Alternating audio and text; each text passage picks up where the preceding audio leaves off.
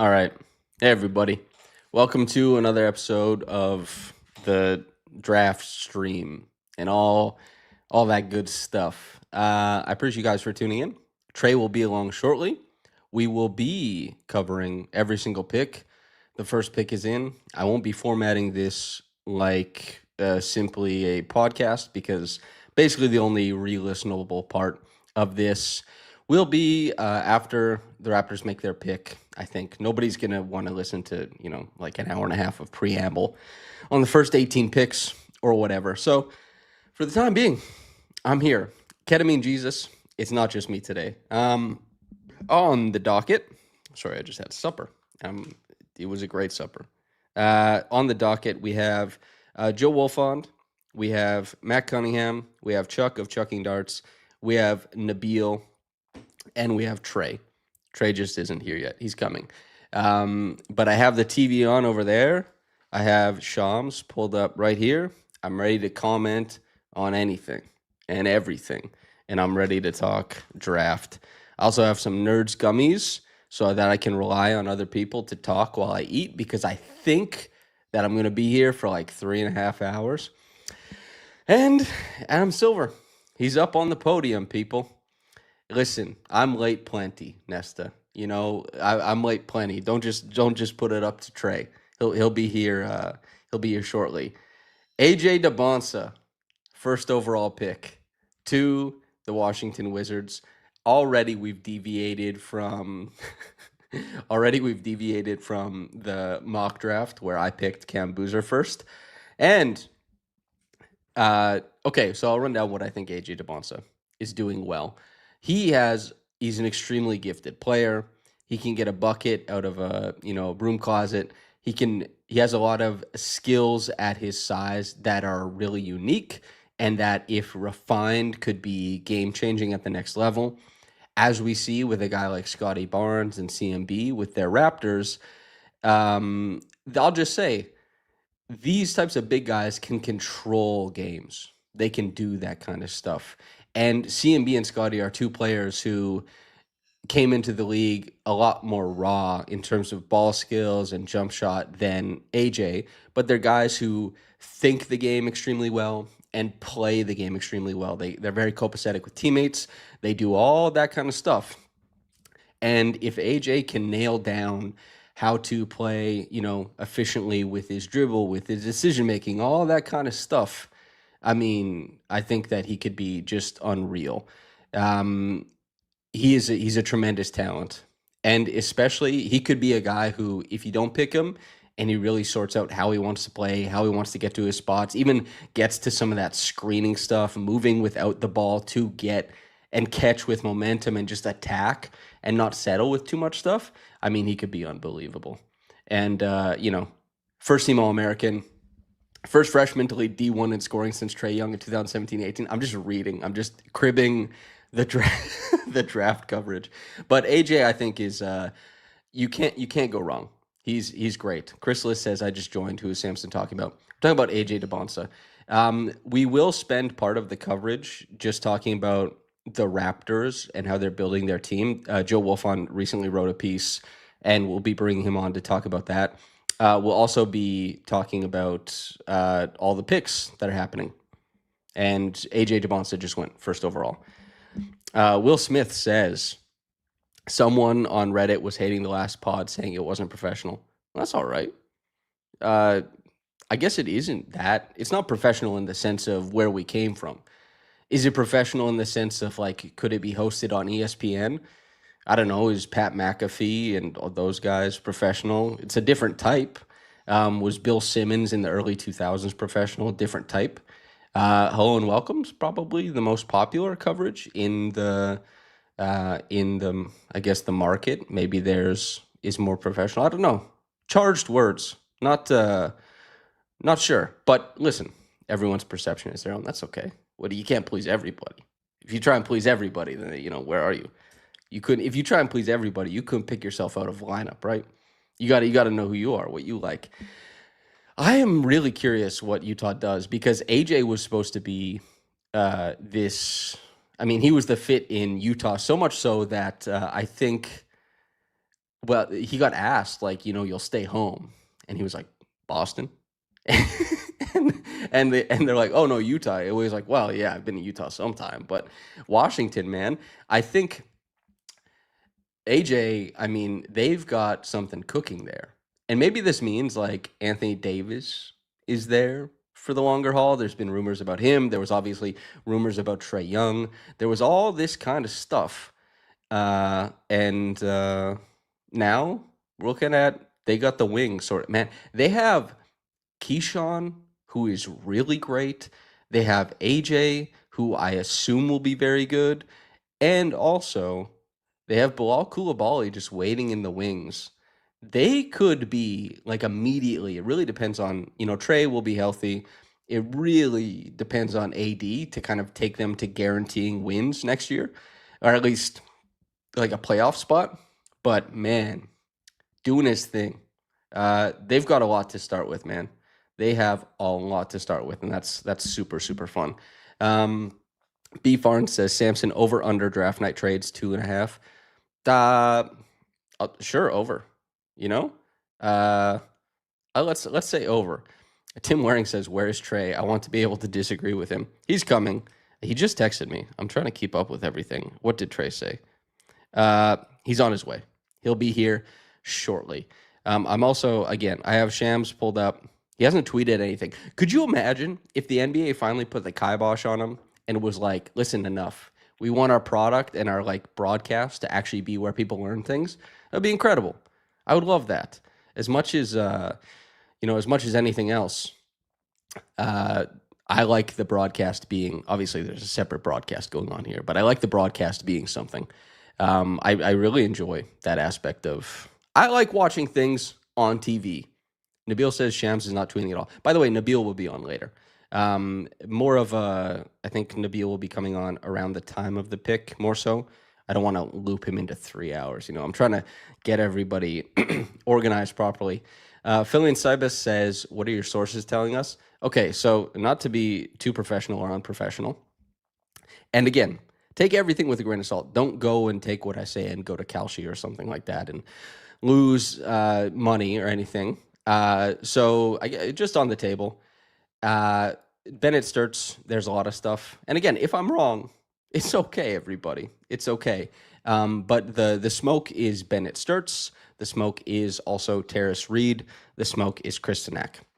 That's what the smoke has been. If it ends up being agency work that puts something out there, if it ends up being whatever else, then that's fine. I'm just telling you what has come down the pipeline.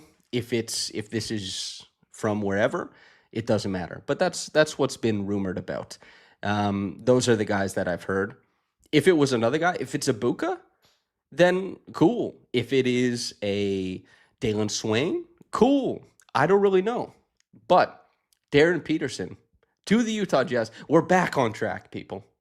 We're back on track because that's the same pick as what S picked in our mock draft. So we're doing good. We're 50% so far. We'll see how much. We'll see how how close the mock draft is at the end of it. Joey Hoser says, "I like a lot of the guys for the Raptors. Can't think of a guy I don't like, to be honest. It's a really deep draft at 19. I've said this before in the pre-draft coverage, but I do think that having watched the Raptors select at 19 before and doing draft coverage with Trey. Oh, Trey is here, by the way. This draft is deeper. Trey is here. Trevon Heath, the Trey that pulls up. What do you make of pick 19? Would you be happy, I guess, with a lot of different guys at 19? Yeah, I think there's like a core like 4 or 5 guys. It's like a really good draft to have a later pick. There's several guards which the Raptors need. The kind of the tier that we've spoken about, it's the Sturts, Anderson, and Buka group. I like all 3 guys to different degrees. I think would be a good pick. And there's also the big man glut, which I'm probably lower on than most people. They're like the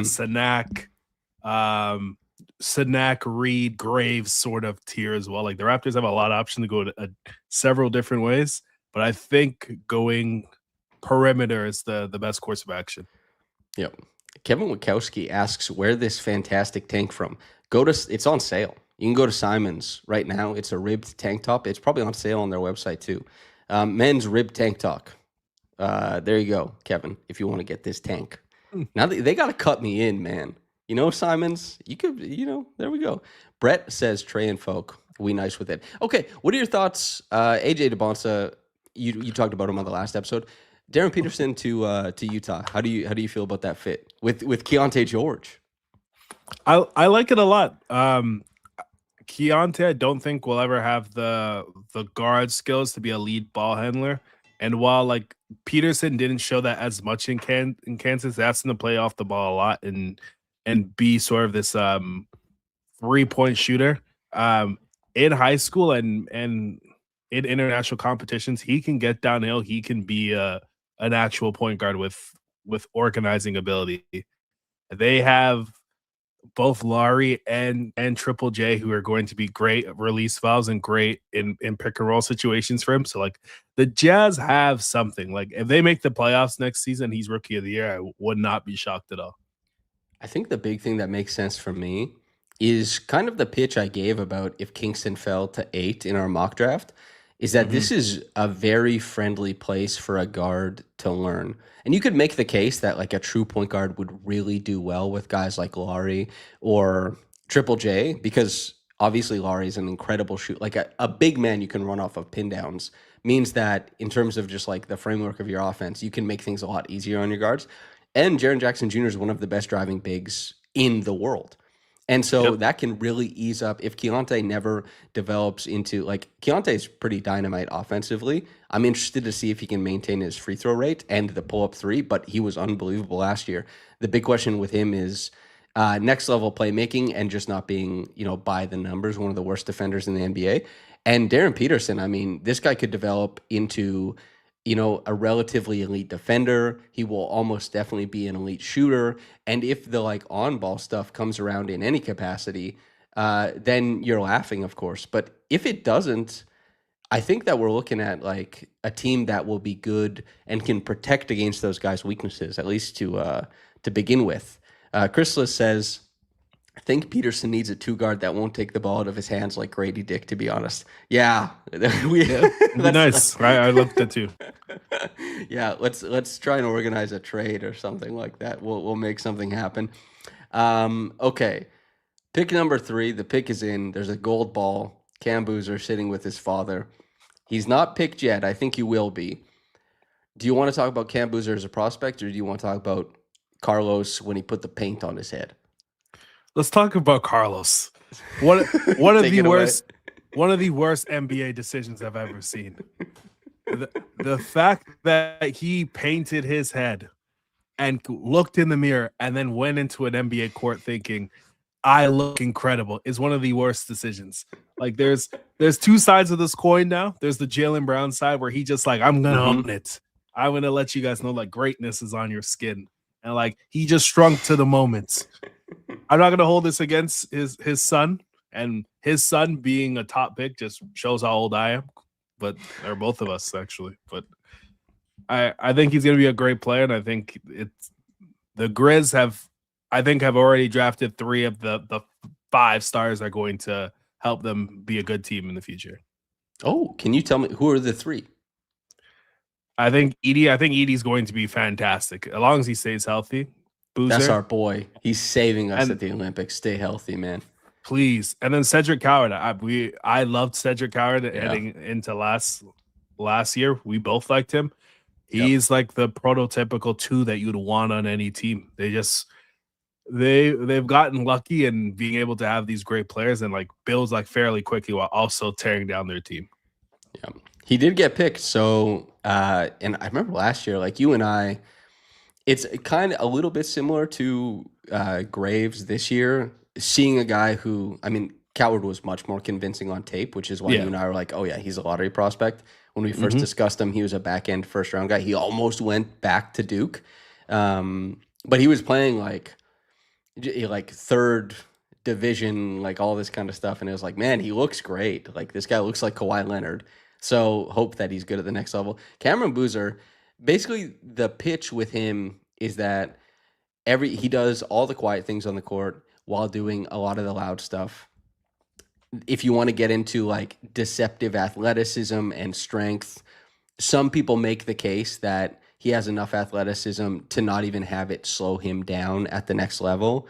Some people do contend that like his strength creation is a lever that he won't be able to pull as often at the NBA level as opposed to college.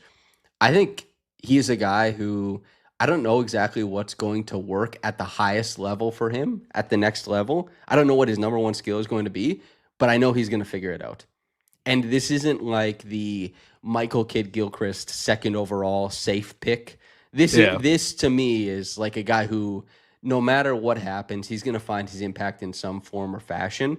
And if he actually sorts things out and finds like go-to moves and stuff like that, it could be unbelievable. He might be. I might think he's the best guy in the class. Honestly, like he's That's really really crazy. good. I think he's really good. It's not a situation where it's like a shit prospect where you're like his best skills is his intangibles. You love to have him in the room. It's not one of those. I think with Boozer, similar to you said, he does everything well that impacts winning, whether that's moving the ball and being a connected passer. He's great on the glass defensively. He offers rim protection from a secondary perspective. He can put the ball down on the floor. He can make live dribble reads.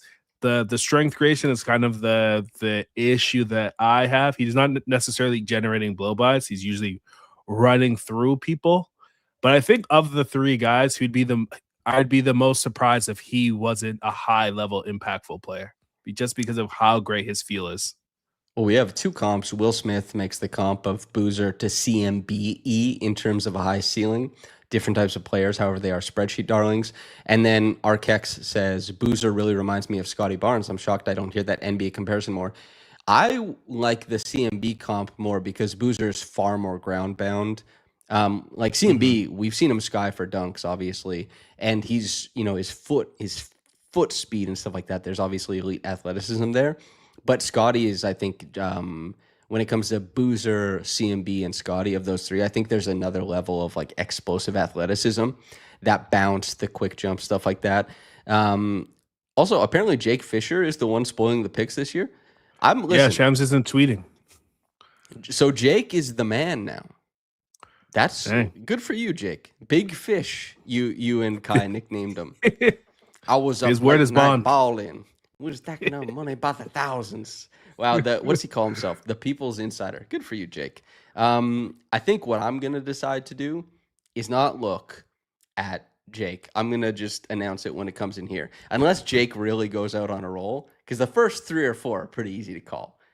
Yeah. Like once Darren went, I didn't think Wilson was going third, but you know what I mean. Jordan W says Utah passed on Boozer for sobriety reasons. I shouldn't have read that out loud. This is crazy to say in a public. What are you doing, man? So unprofessional. Oh yeah. That's actually Will Smith brought that up earlier. I had about 40 seconds on it. Sometimes you have to have a laugh. Hey. Yeah. Oh, his name is Boozer. Oh, you're just clever. You're clever and more funny than I am. Okay, well done. Caleb Wilson, I think it's chalk. I'm gonna predict. My prediction is Caleb Wilson goes 4. Let's prep and talk about Caleb Wilson. You like him a lot, so lead the charge for me, please. I hate comps, but I'm gonna give a comp. Athletically and just the ferocity that he plays with reminds me a lot of Amari Stoudemire in the fact that his ability to get downhill and utilize his length and athleticism. He plays much larger than his size lends you to think, because he runs through people. Defensively, and even with like some of his like movement skills in the combine, I think it's probably a little overrated in the way that he moves. But he has the leaping ability and like has the want to and will to like be a high impact defensive player. Playing with Josh Giddey and being a team that wants to get up and down the court, like how they have it in past seasons makes tons of sense.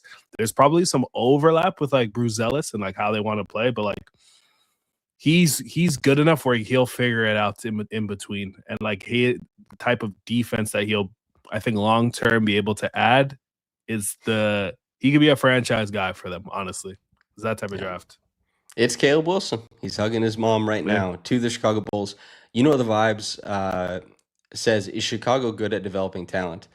I think it's tough to say like on the whole when teams are bad, like good at it, but it's kind of easy to say when they're bad at it. And Chicago is pretty bad at it. Like I don't know if I'm stepping out too far on a ledge here, but when I think about the Bulls, I don't know how many developmental wins they have that I can think of. You know, I don't The even only know guys who I that would name. like yeah, because they leave then immediately become good. Like Laurie Marketing becomes all-star player. Wendell Carter Jr. became a lot better after he left Chicago. I'm trying to think who's been good. I guess Josh Giddey's hitting Io, threes now.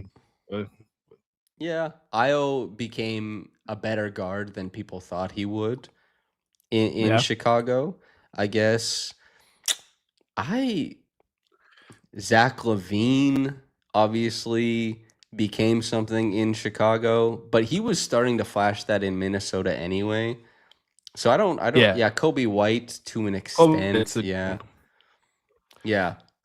I, Also someone I still said like that on the. Caleb, go ahead. I still like to lead on the players that just pick good players and players that want to like lead to that happening. The Raptors, 6 years ago, I told you throw them on the team, they're going to be a lot better. The Raptors know how to develop players, and immediately after like the championship, they get super cold and haven't had one of those situations in a long time. Yeah. I'm going to talk for a little bit. Trey, if you want to check on your internet or something like that, because, yeah, we're having a bit of lag. Yeah, Jimmy Cool. Butler is a good shout, obviously. Jimmy, obviously, he was a guy who, my God, the stories about him getting into Marquette from like junior college, using a McDonald's fax machine to go there, being kicked out as a kid. Like it sounds like more so his road to the NBA seems a lot like more of what you hear like on NFL draft night. And yeah, he's a guy who he took his game and just kept adding. He was also part of the lineage of guys who in the Eastern Conference died on the altar of LeBron James and emerged as superstars despite not beating him. And that just seemed to happen like every time an up and coming wing would meet LeBron, they'd meet him, they'd do their damnedest, and then there you go. Nesta says NBA Blindside, if you will. That movie, Trey's history with making jokes with that movie. Oh Lord. Boucher's life story is also crazy as well. Boucher's is probably more similar to a guy like Rodman than Jimmy, but I guess they all share aspects of it. Okay, so we're on the clock for 5. This is where things could start changing. Trey, do you have any predictions or expectations? I think the pick will be Michael Brown, but this is where the draft like really starts. I think Michael Brown's probably the best option to play with Garland. But if it's Kingston Fleming or Keaton Wagler, I wouldn't be shocked either. Yeah, it could go a bunch of different ways. I don't think Garland, I mean, I love Darius Garland. I'm a huge fan of his game, but I don't think he's good enough to turn you away from for sure not picking a guard. Benedict Mathurin isn't good enough. They have no idea what's going to happen with Kawhi Leonard. So I don't know what the hell is going to happen, but they got a big old watch party at Intuit Dome. That's one place you and I have to go, by the way. That's where we got to go there and see how everything works out there, man. We got to get on one of those LA trips sometimes. You know, how many Big times did we city. go to Vegas? You know, we've done enough Vegas. We got to do the LA thing with Josh, by the way. Yes. we've been to Vegas a few times where you sound like a snob. Like I've been a few times. It's all right. You do I your sound thing. like You a go to snob. Oh, no. I said oh. we. I said we. We need a little friction in the podcast. A little. But yeah, LA makes a lot of sense. There's so many good arenas that I think we need to see in before it's all said and done. Yeah. They're flashing a lot of people because Yeah, when I it don't was know. pick number 4, they just kept focusing on Caleb Wilson. They're like, we're kind of waiting. It's formality, but they're showing a bunch of different people. There's Acuff. He's sitting there. He's got sunglasses that look a little bit like a pair that you might wear on a nice day out. Yeah, I guess DeRozan. Obviously, the rumors are that he would go to the Clippers. What if DeRozan is on a minimum contract and Toronto is able to bring him in? Are you doing that? Yes or no? I will personally drive to Sacramento to hand him the contract. It's a no brainer. The Raptors need some scoring off the bench, anyways. It would be nice to have a guy like him finish out his career. We haven't had like a legend of the team finish out as a Raptor and be congratulated at the end. I think would be Give it awesome to see. about 2 Oh, weeks. bro. Oh, brother. What? Oh, it's not Okay. the same. It's not the same. Fair enough. Fair enough. Yeah, Drake wouldn't approve. Drake, listen, we can't make basketball decisions based on what Drake is comfortable with, what would he make if he came here? I assume he would be on the minimum contract. Although, so Tim Waring, Raptors Republic alumni, was in here earlier, Trey, when you weren't there, saying, "Get Trey out here. I want to disagree with him." And now he's saying the Raptors don't need to get a defensive sieve in order to walk down memory lane. Tim, take the time. I'd like to hear a more because if it's a minimum they were paying Garrett Temple, man, the minimum contract. DeMar would be quite an upgrade, I think. And guys seem to like DeMar a lot. Oh, but Phoenix Plays E says we already got DeMar at home. His name is Ingram. I wish that Brandon Ingram drove the way that DeMar used to, man. That would be sick. That game against Miami towards the end of the season where he was just like stepping into the paint really. Keaton Vogler, first team, all Big Ten, out of Illinois, is pick number 5. Thoughts on Keaton Vogler to the Clippers? I don't love this pick. Vogler is the first player probably since Tyrese Halliburton that's kind of mimicked his style. I think with him, I have strength concerns and athleticism concerns. Against athleticism and against like larger players, he kind of struggles against. His 3-point shooting is out of this world, and like him and Garland will be able to make any pass and make any shot. I just don't think he has the type of athleticism or strength to have a shot at being a good defensive player, and that's tough to pick high in the class. Yeah. Morris M. Guy says that's a great pick. He's got great control. I think this is true. He's really confident on ball. He has a great jumper. This is also true of Darius Garland, though. But I do think what Trey said about the concerns of physicality and strength at the next level, you could end up being with you could end up having a backcourt that lacks a physical punch, and that you might be like, obviously Keaton will be seen as the more desirable player going forward, I presume, just because of how Darius arrived there and how Keaton arrives there. But you could end up with a backcourt that doesn't provide enough like physical punch. But in terms of the skill on ball, for this backcourt, it's really, I mean, in like 2 years, 3 years, we could be talking about a top 3 backcourt in the NBA in terms of skill, if it's Garland and Vogler. So pretty fun. Also, he had that 46-point game against Purdue, which that was the, like, in the highlight package I watched, that was the first one I looked at. Morris M. Guy says they're going to pick on him in the playoffs, but coaches today find ways to hide a lot of these guys. It's true. There's a lot of pre-switching. There's a lot of aggressive coverages. It makes it tough if there's 2 of them, though. But any other thoughts on Vogler, Trey? I think his upside is super high. That's elite. His shooting ability, I think, is some of the best in the class. And when he does engage and drive, his pacing is so good where his passing can be a real threat for teams. And like Tyrese, for example, very, very similar concerns. And because he shot the ball so well, his driving game was never an issue. Not that he's going to be Tyrese Halliburton, but having that same sort of ways of winning, I think that's what it looks like if he does hit. Chrysalis says, how do the Thunder still have Clippers picks? Sam Presti must be stopped. He is a rapper.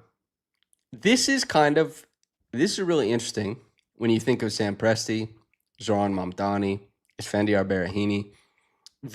We live in an era now where just like a guy who you would never think has a rapper past has been a rapper. What do you think of that, Trey? We got a little time before the Nets. I think rappers are the greatest storytellers, and I think to be a GM, you have to tell stories, and you kind of have to just lure people in. I feel like if you look Masai Ujiri's past, he probably wanted to be a rapper. Like the fact that he was able to lure people in and make people feel like, oh, I can't even get on the phone with this guy. He's gonna make a fool of myself. Yeah. So that makes on sense. The call.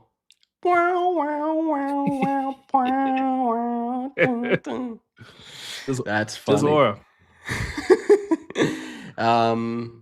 So Darius Acuff, Kingston Flemings, Braden Burrows, Mikel Bruin Jr., Adai Mara, or Adai Mara. That's how you pronounced it. I actually don't know what it's definitely Mara, so I'll stick with Mara. These guys are all readily available for the Brooklyn Nets. Nate Ament, I believe, was the one who is rumored, right? If I'm not mistaken, that would be something else. Also, Tim Waring says, wait, Sam Presti was a rapper. Did I miss something? You did, actually. He was a rapper. Well, not like, it wasn't like he wasn't signing like his, what was it in the States, like a W-9 or something like that. He wasn't signing that like, I'm rapper and entertainer Sam Presti, but he raps. Okay, the Nets at their draft headquarters, they're Hean and Han. They're extremely excited. Oh, they're joining Julius Randle. Can we get your thoughts on that trade, please? Julius Randle. I love good GM work. The fact that they moved up slots to take on a fringe all-star player is just like some of the best GM work you'll see all year. 2 years in a row, they essentially got a plus player that a team needed to take to cut salary on, and they're slowly building their team of like quality guys to fit around the younger guys. Like MPJ and Julius Randle will be able to win games next year, and if they hit on this pick, they might like be like scrappy, and Jordi Fernandez might get credit for like winning 35 games instead of 17. Yeah. Chrysalis says we had to give up the pick for Ingram. It's true. If the Raptors could have done like the Randall trade, except for Ingram, that would have been sick as hell, dude. But it doesn't always shake out that way. Mikel Brown Jr. at number 6 for Brooklyn. Maybe the Nate Ament smoke was simply just that. Maybe it's a push by the agency, etc. Do you think, like in 2004, people who were interested in the draft were saying like, it's just agency bullshit? Or do you think this is like the Dunked On podcast has been prevalent for like 18 years or something like that? I feel like the fans were never this savvy, especially myself as a fan. Like I remember when the Raptors had the first overall pick, it was like LaMarcus Aldridge, Andrea Bargnani. No one was like, this is just LaMarcus Aldridge's agent trying to push through and be in the conversation. I don't think fans had that sort of connection to like what NBA players did outside the court at all. Yeah, I think that's true as well. Chrysalis made the joke about basically the Wolves just did the Thaddeus Young trade except for Julius Randle. Julius Randle is like if you put Thaddeus Young on horse steroids for like 4 years. You know what I mean? That's true. Yeah. Okay. Mikel Brown Jr., he's incredibly dynamic. I think he can basically do everything. His finishing package is really fun. He gets up enough shots. There's enough funky playmaking. You can believe in him defending. The question is, the ordained king, Darius Acuff, do you think that Do you think that that's how it shakes out? Because everyone was like, this guy just feels like a king, and he ends up as a king. Yeah. I know this is the team that he was angling to get towards, and Scott Perry coached his father, so that makes sense. They need like a savior and a franchise like reset. And Darius Acuff, for like everything that he said, like wants to be that guy. So I think it's a perfect match. That was kind of, and maybe they won't make the mistake that they made with Halliburton, right? Because Halliburton was the guy who was like, I want to be here.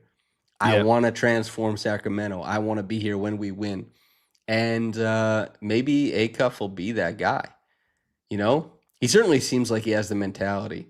Or, yeah, I guess. Also, Tim Waring says the Kings have a thing for small point guards who are great on offense but don't play defense. So, Acuff. That's like the inverse of Davion Mitchell, you know? Yeah. So they do it all. They'll select any small point guard under the sun, man. You don't change Sacramento, the Kings change you. That appears to be true on the Yeah. macro level. Like it's tough to succeed in Sacramento. Oh. Um, but yeah. Well, any other thoughts on Mikel Brown? I guess. Oh, I think he has some of the highest upside in the entire class. Like super strong, super physical, a big time athlete, can hit shots, can drive downhill, make live dribble reads. Should pan out to be a really good defensive player. Having him with like Julius and MPJ like in 2 years, I wouldn't be shocked that like this is a very scrappy team that like is clawing their way to like the seventh or eighth seed. Yeah, it's Jordy will have a shot, and also Yep. with the new rules around like tanking, etc., having a shot with the team means like yeah, there's potential to have a better pick as well. You know, the vibe says, am I getting older or do they all look way younger than normal? I'm curious how you feel about this, Trey, because I remember engaging with the draft as like a 12-year-old, you know? Thinking about where I even as like maybe when I was like 16 and I'm Mm-hmm. reading Bleacher Report mock drafts and Damian Lillard's going 6 and I'm like, oh, if only he falls to, it could be at 8 or it could like he looks so sick, he's so cool. Uh and I thought when I saw Damian Lillard, I was like, that's a man. But maybe if Yep. I saw him now, I'd be like, that's a young man. I don't know. But does the draft make you feel old? For sure. I remember like Andrew Wiggins was like the first time like someone Ah, like my age was entering the NBA draft. And now you get like kids in this draft would be what 2005 or 6, I believe, if I'm not mistaken. yeah, Maybe yeah. even younger. But Well, just Yaxel is 1995 like us, if you believe yeah. that. But like thinking of like someone born like 2007, for example, being an adult just makes you feel ancient, which we are, but I'm okay with. Yeah, 2007, I was listening to like Tayo Cruz or something, being like, "Wow, does life get better than this?" I was even in my family's minivan listening to Tayo Cruz, and I was like, "Wow, Tayo Cruz is on." Big big shout out to Dynamite by Tayo Ooh. Cruz. Darius Acuff, a king. All right, let's run it back. Why is this a good pick? I think he's the best scorer to come out of a draft in years. He can score at all three levels. He's a powerful guard that can get into the paint, separate with strength, separate with athleticism. His 3-point shooting um, has been very tough. It's been off the dribble. It's been contested. Teams were throwing themselves at him, trying to stop him, and he was able to score at some of the highest levels with efficiency. And typically, like when you're seeing a guard like this, it's on a really bad team that isn't winning games. And Arkansas went to the Sweet 16, and which is really hard to do in this era with a freshman led team. You don't see that very often. So his scoring led to actual winning, which I love to see. And like there is obvious like concerns with the defense, but he has the physical tools. It isn't a Trae Young situation where he's small, he's unathletic, and doesn't have a chance to be a good defender. Acuff, if he decides to, can be a good defender. So I'm bullish on that actually happening. Yeah, it could be. I made this observation. He's not as big as Dylan Harper, and I don't think he's as athletically gifted. Not in the same stratosphere, honestly. But Dylan Harper, everyone said he was a bad defender, and then he was actually a really good defender in the Mm. finals once everything kind of got sorted out.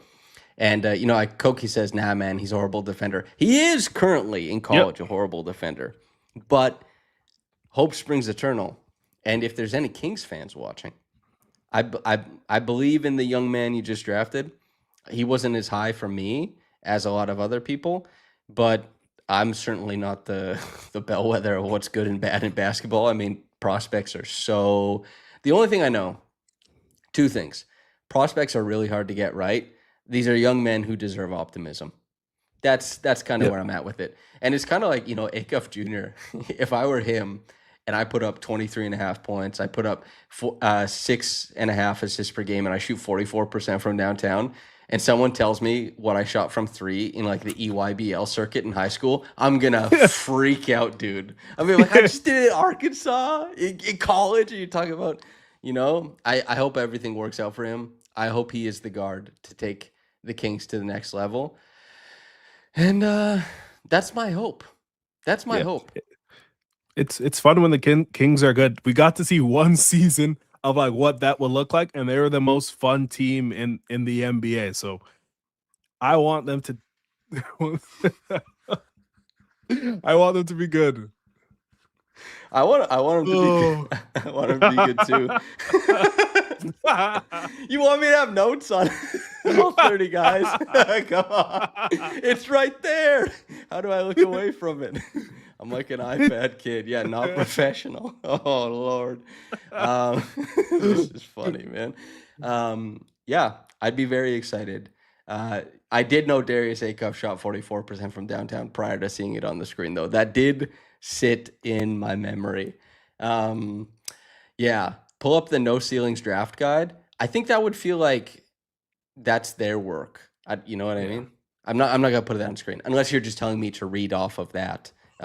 All the love to the No Ceilings guys, but maybe once we get the Raptors pick, then we'll lock in on it. Also, I'm gonna send the invite out to Joe Wolfond because we have to bring him in here soon to talk about.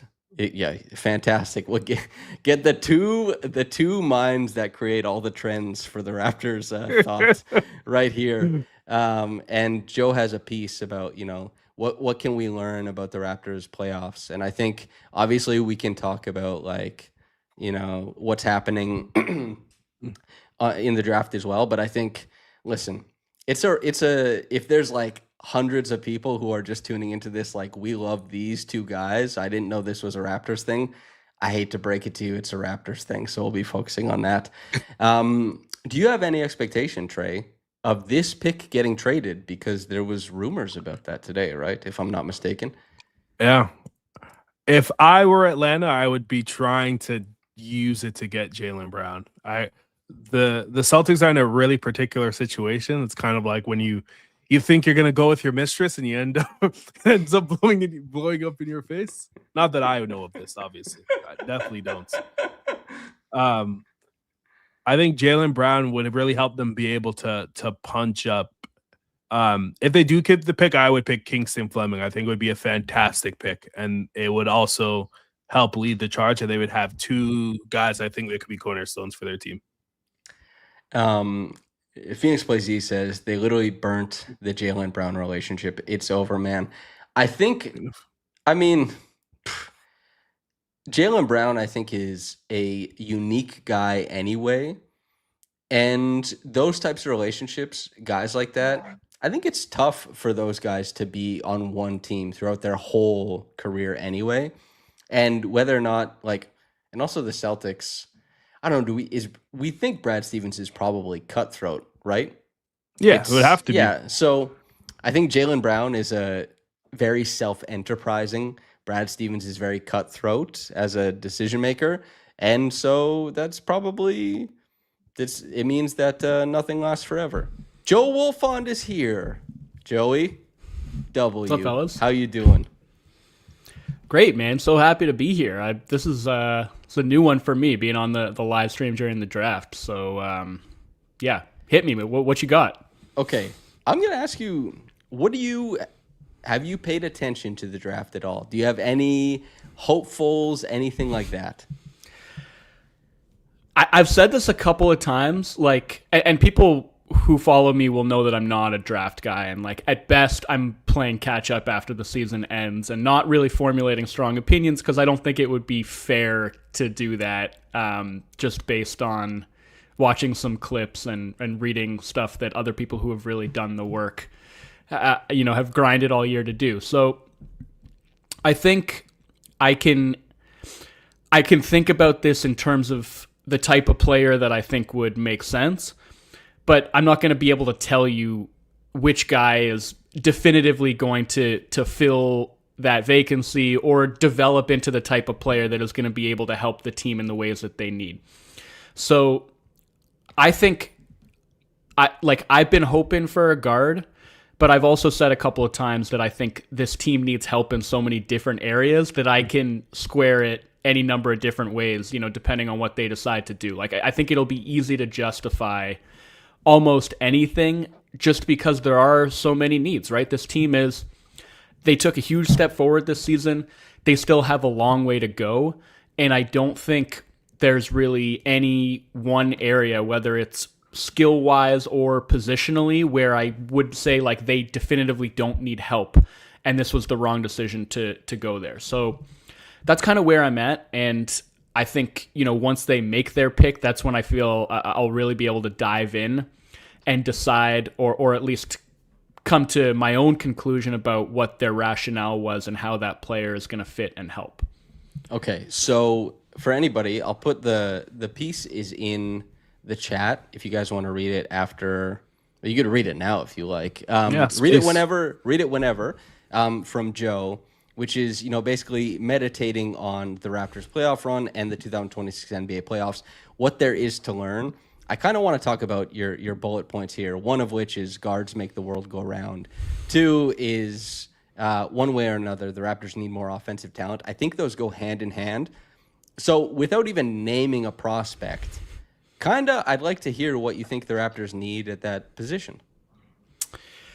I mean, to put it broadly, shot creation, like half-court shot creation, like somebody who can really break a defense down, who can attack, honestly, without a screen, right? Who can just take the ball and get to where he wants to go, who can collapse a defense and I think really bend a defense out of shape, right? I think we have seen, definitely in the playoffs, we saw that Scottie was able to do that with this sort of blunt physicality.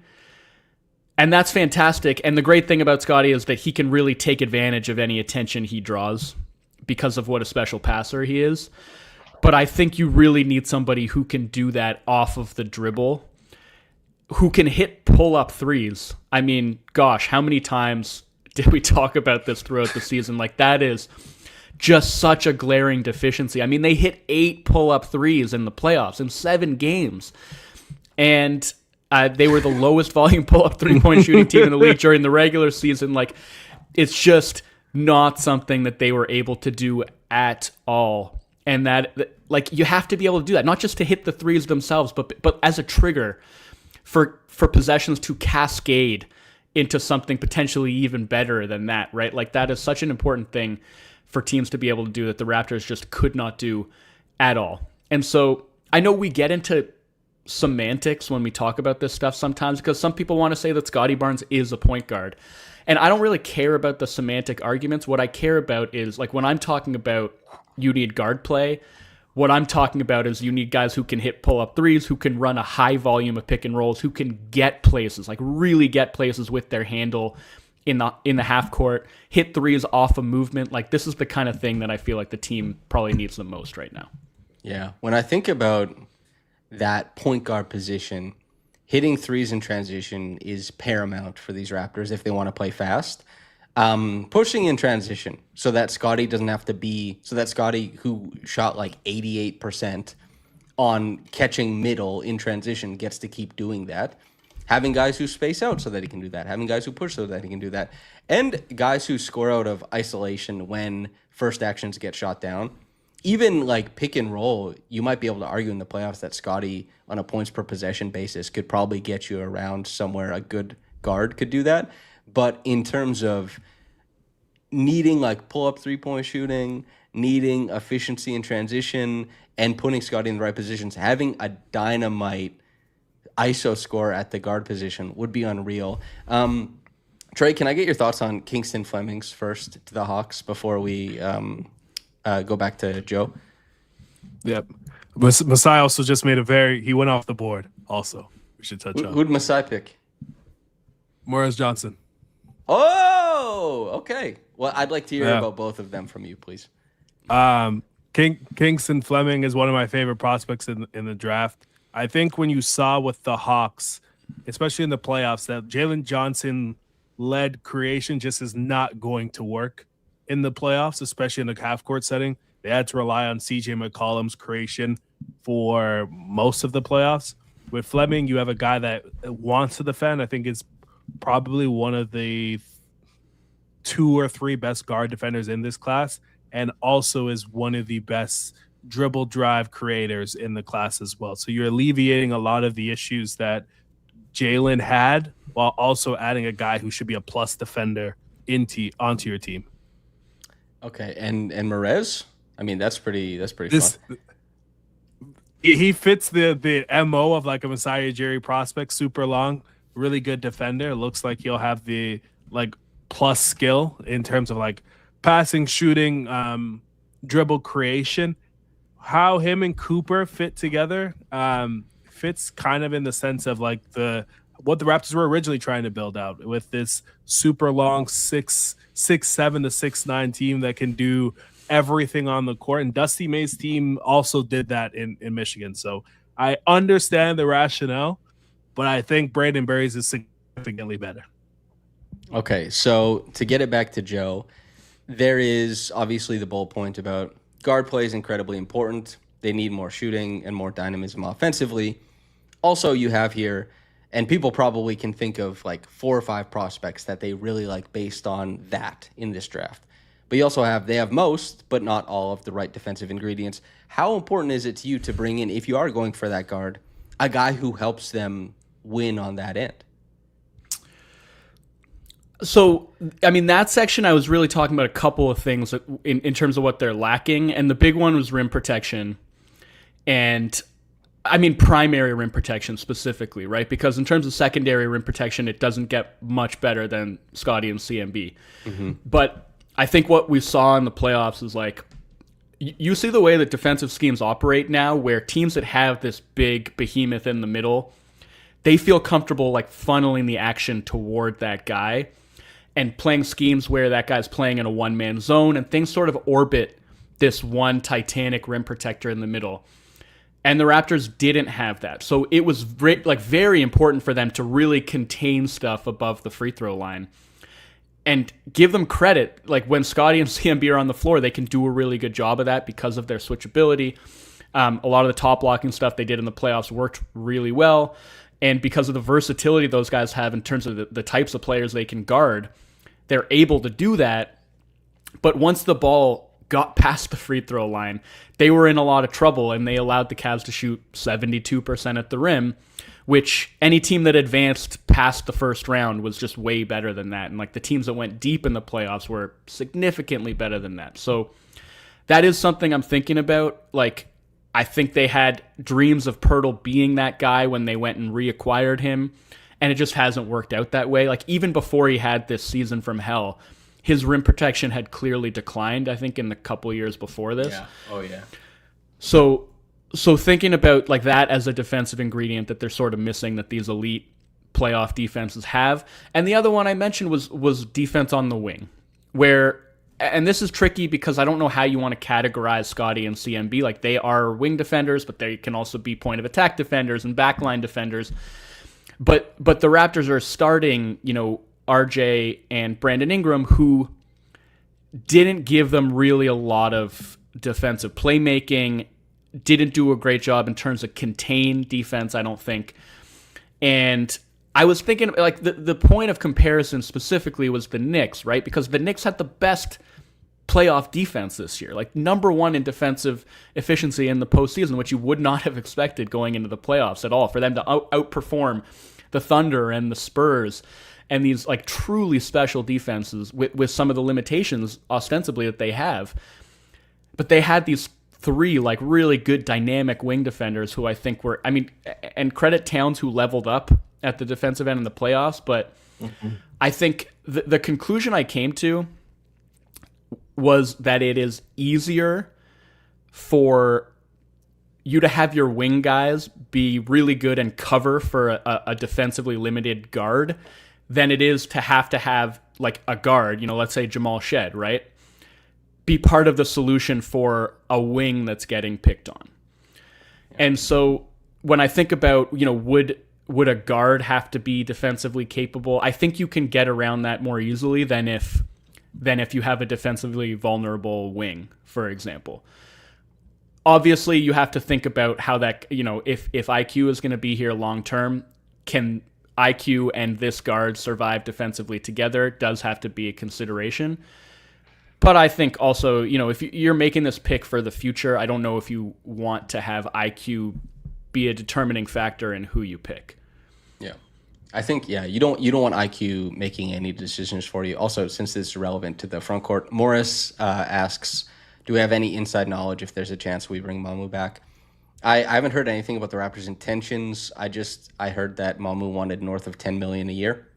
If the Raptors want to cut him out like a huge chunk of the MLE, maybe it's worth it to them. Maybe they know that like he's really, really helpful in facilitating regular season wins, and you can hope on some defensive gumption. But think about what Joe just talked about and like trying to mitigate things in the front court when it comes down, to the brass tacks. Who knows? Okay, keeping this going forward, you also have a bullet point. The notion of a stretch five savior is more pipe dream than panache. And then also we get rumors about Miles Turner. What's the sell here? What's the thinking? I mean, Miles Turner was the guy I had in mind, pretty much the whole time I was writing that segment and thinking about, watching, and him and Chet Holmgren are different players, right? And Chet was going up against a really special defense and obviously a special defensive player in Wemby. And so I don't want to make that one series a referendum on the stretch five as a concept. But I think we see this a lot in the playoffs where these nominal stretch fives lose a lot of the value that comes from their shooting in the playoffs, especially with the cross matching thing, which is fake, just Joe. Just call it fake. It's not fake for everybody. It's just that like the vast majority of the fives who I think fit into that archetype, there's just so many of them who don't do enough of the big man stuff to make up for it when the defense finds a counter for the shooting. And so often the counter is like, let's put a big wing on this guy, and he can't do anything. And I would be really worried about that, with somebody like Miles Turner, who just has never really developed the inside the arc game. And I just, if the idea is we want a center who can play next to Scotty and CMB, I think that's the problem that you're going to run into is like teams are going to put their centers on Colin, and Miles Turner or stretch 5X is going to have to figure out the cross match with the wing. And if you're going to say shell out a invaluable draft pick to get a guy like that, I think you want to be pretty certain that that's not going to railroad you in the playoffs. And I just think there are very few players who actually fit into that narrow lane. So that was, and I try really hard every year to not like make these big sweeping conclusions based on what happens in the playoffs, but it did hit me watching Chet in the playoffs, just how big an issue this can become. Okay. Before I've covered a Miles Turner finals. I have thoughts. Also, I'm pretty sure like if the Raptors trade for Miles, I'm pretty sure he would be like, you were talking shit in the finals to me. So I don't know. But before I go there, Trey, Braden Burry's just drafted to the Bucks. You love this guy. I'd love to hear what you think. Home run. It isn't like your savior for Giannis, but I think if you leave in a draft feeling confident that this guy could be a starter for your playoff team, I think you leave it really happy. Burries is everything you want from a two guard. He's physical, has size. He's 215 pounds, 6'5". He can shoot the ball both off the catch, with pull-ups. Great live dribble passer as well. And it already played in a role that he'll play in the NBA. He played beside Jaden Bradley the entire year and was kind of their secondary ball handler to relieve pressure. And seeing a guy like Jose Alvarado having a huge impact because he had the ability to relieve pressure, I think more you're seeing guys like Nemhard and guys like Alvarado, like in the pseudo sense, like be this option towards this pressing style of defense. So I think he's going to be a huge guy for them in the future. Yeah, he's a pretty quiet name. Like, his name didn't trend anywhere, it didn't seem, but everybody who was paying attention to the draft kept saying, like, Burries is really nice. And I'm really trying not to just read what's on the television over there. But, if we're talking, the early part of the season, 10 points per game, but December to April, he scored over 17 per. He had a hell of a finish. Nabil says, Burries is an MFer.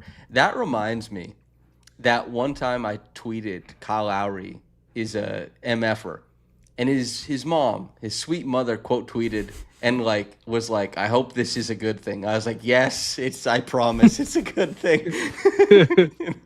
I'm pretty curious to see if it goes to your selection from last night in terms of the Warriors at Yaxel. But yeah, the Miles Turner stuff, it's as Joe said, to reiterate his point to some degree, there are too many quick fixes defensively that shift the impetus of the whole offense into what does your big man do now? And I don't think teams get enough reps during the regular season against this to easily and be malleable to knowing what to do there. And even where Miles Turner was, I think, a really strong offensive player for the Pacers and for the Bucks last year, Rick Carlisle and Doc Rivers both went to extreme lengths to make sure that Turner was used properly.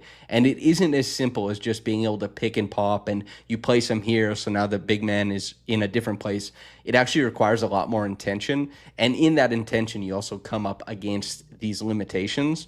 And Miles Turner is not what Brook Lopez was. Brook Lopez, I've said this before, created this expectation of the archetype that I don't think anybody else has touched. And he won a chip. He was in contention for Defensive Player of the Year, and he played next to Giannis, and it was incredible. But Miles, especially with the idea of giving up something for him, just crazy to me. If it were a lateral move for both teams and Jakob goes and whatever, they want a real good screen setter for Braden Burries and Ryan Rollins, and Tyler Hero, I guess. I don't know, but any other thoughts on the Miles Turner, the stretch big, Joe?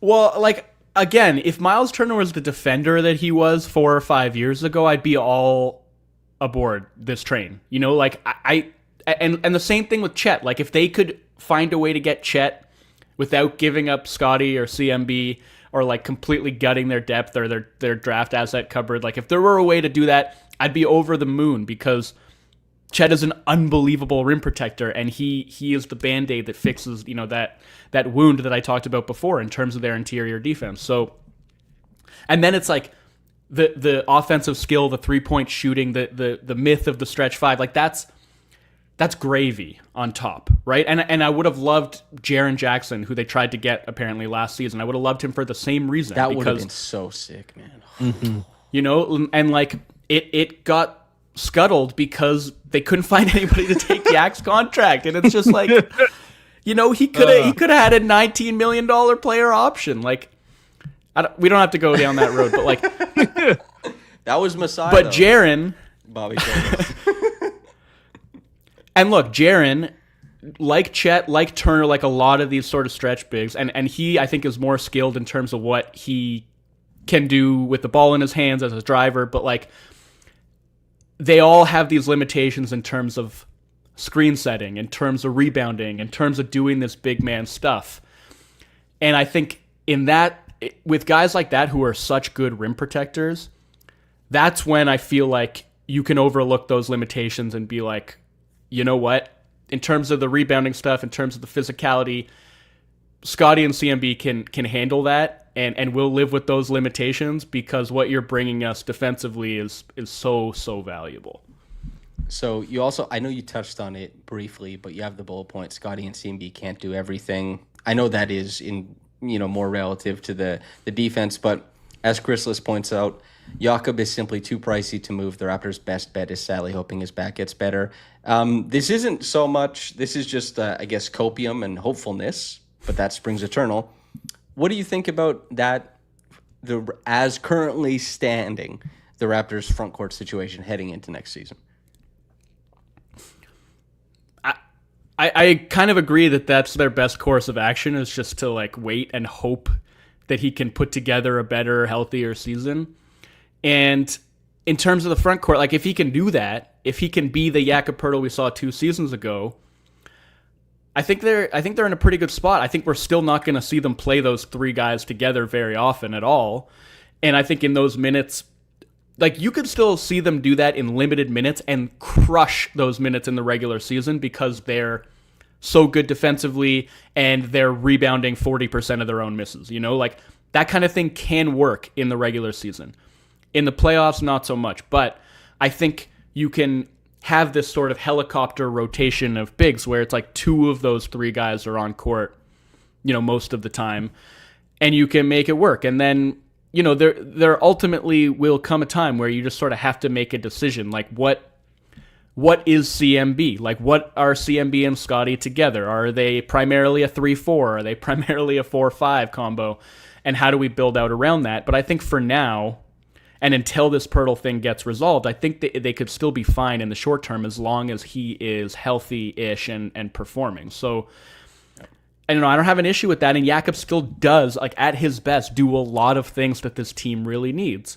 In terms of the rebounding, in terms of the screen setting, in terms of like the pick and roll finishing. Like they don't really have anybody else on the team who does that. Yeah. So that's why I'm not like in such a rush to get rid of him just because of what it's going to cost versus what he could provide if he's here and performing the way that we've seen him perform in the past. Yeah. Okay, Trey, I need all your thoughts on what Joe said, but you just matched the mock draft. Jaxel Lindeberg gets drafted to the Golden State Warriors. We loved him last year. We were like, damn, when he dropped out of the draft. He is now a Warrior. Thoughts? You'll be repeating yourself from last night, but go nuts. Yeah. I'll just the broad review of it. Golden State Warriors, Steve Kerr hasn't had a trust in younger players. That system isn't very kind to younger players, and it's very timing based, a lot of motion, a lot of multiple reads that you have to make in order to like accentuate the skills of their team. And Jaxel, very old. He's an old man. He won't have those issues. He is one of the best defenders in the class. He's actually one of the best connected passers in the class as well. And in terms of like transition and in half court, he also has wing skills in being able to drive. I think with a lot of the idea of like a 4-man, most of their offense comes from a standstill perspective, but he actually has dribble drive ability where I think he actually will be able to play with Draymond and be additive to what they actually have, especially with Jimmy being gone for this probably most of the season. So I think it's one of the best picks so far. Yeah. Okay. So obviously you heard Joe break down the thrust of his article and like these bullet points, his thoughts on them.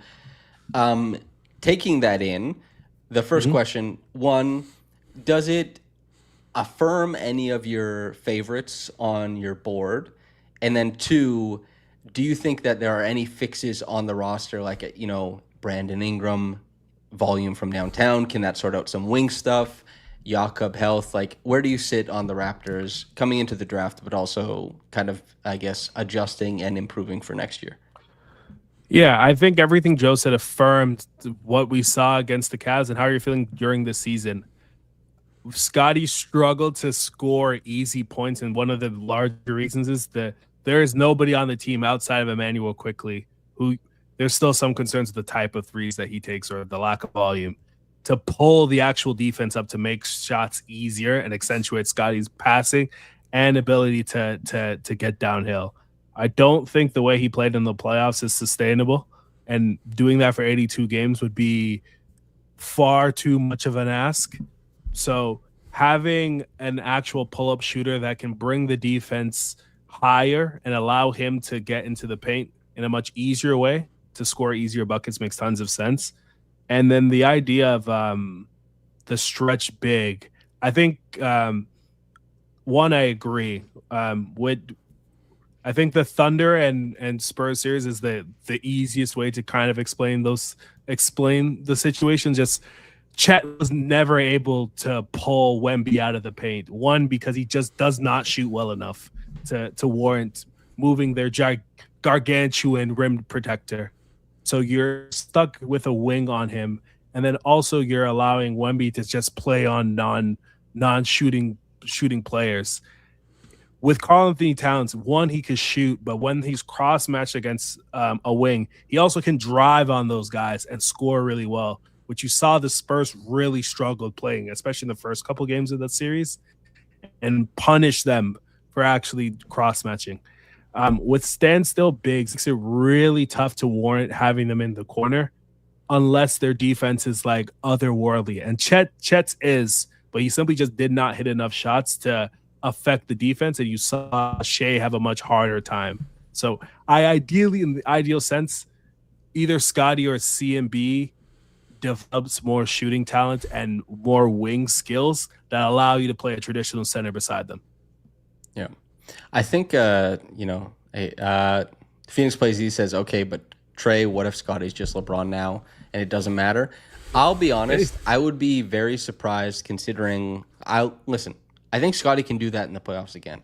I'd be very surprised if he's giving the same 16 drives per game output.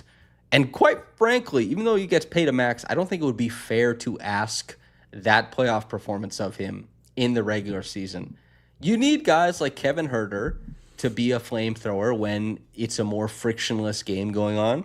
You need a guy like Emmanuel Quickley to just hey, we need more volume. We need more points per possession to mow down some teams. We'll see what happens in the playoffs, but you can do it in the regular season. All that kind of stuff. You don't want Scott. It's written right here. Joe has it right here. Scotty and CMB can't do everything. He needs support. And it goes back to bring it full circle, as Joe said. I don't care about the semantics, point guard or not. You need skill sets on the team that are friendly to him. And the vibe says, just get Scotty a damn point guard. That's how I feel. Joe, anything else on the piece or on the draft night before we let you go and we bring in Nabillions to talk draft?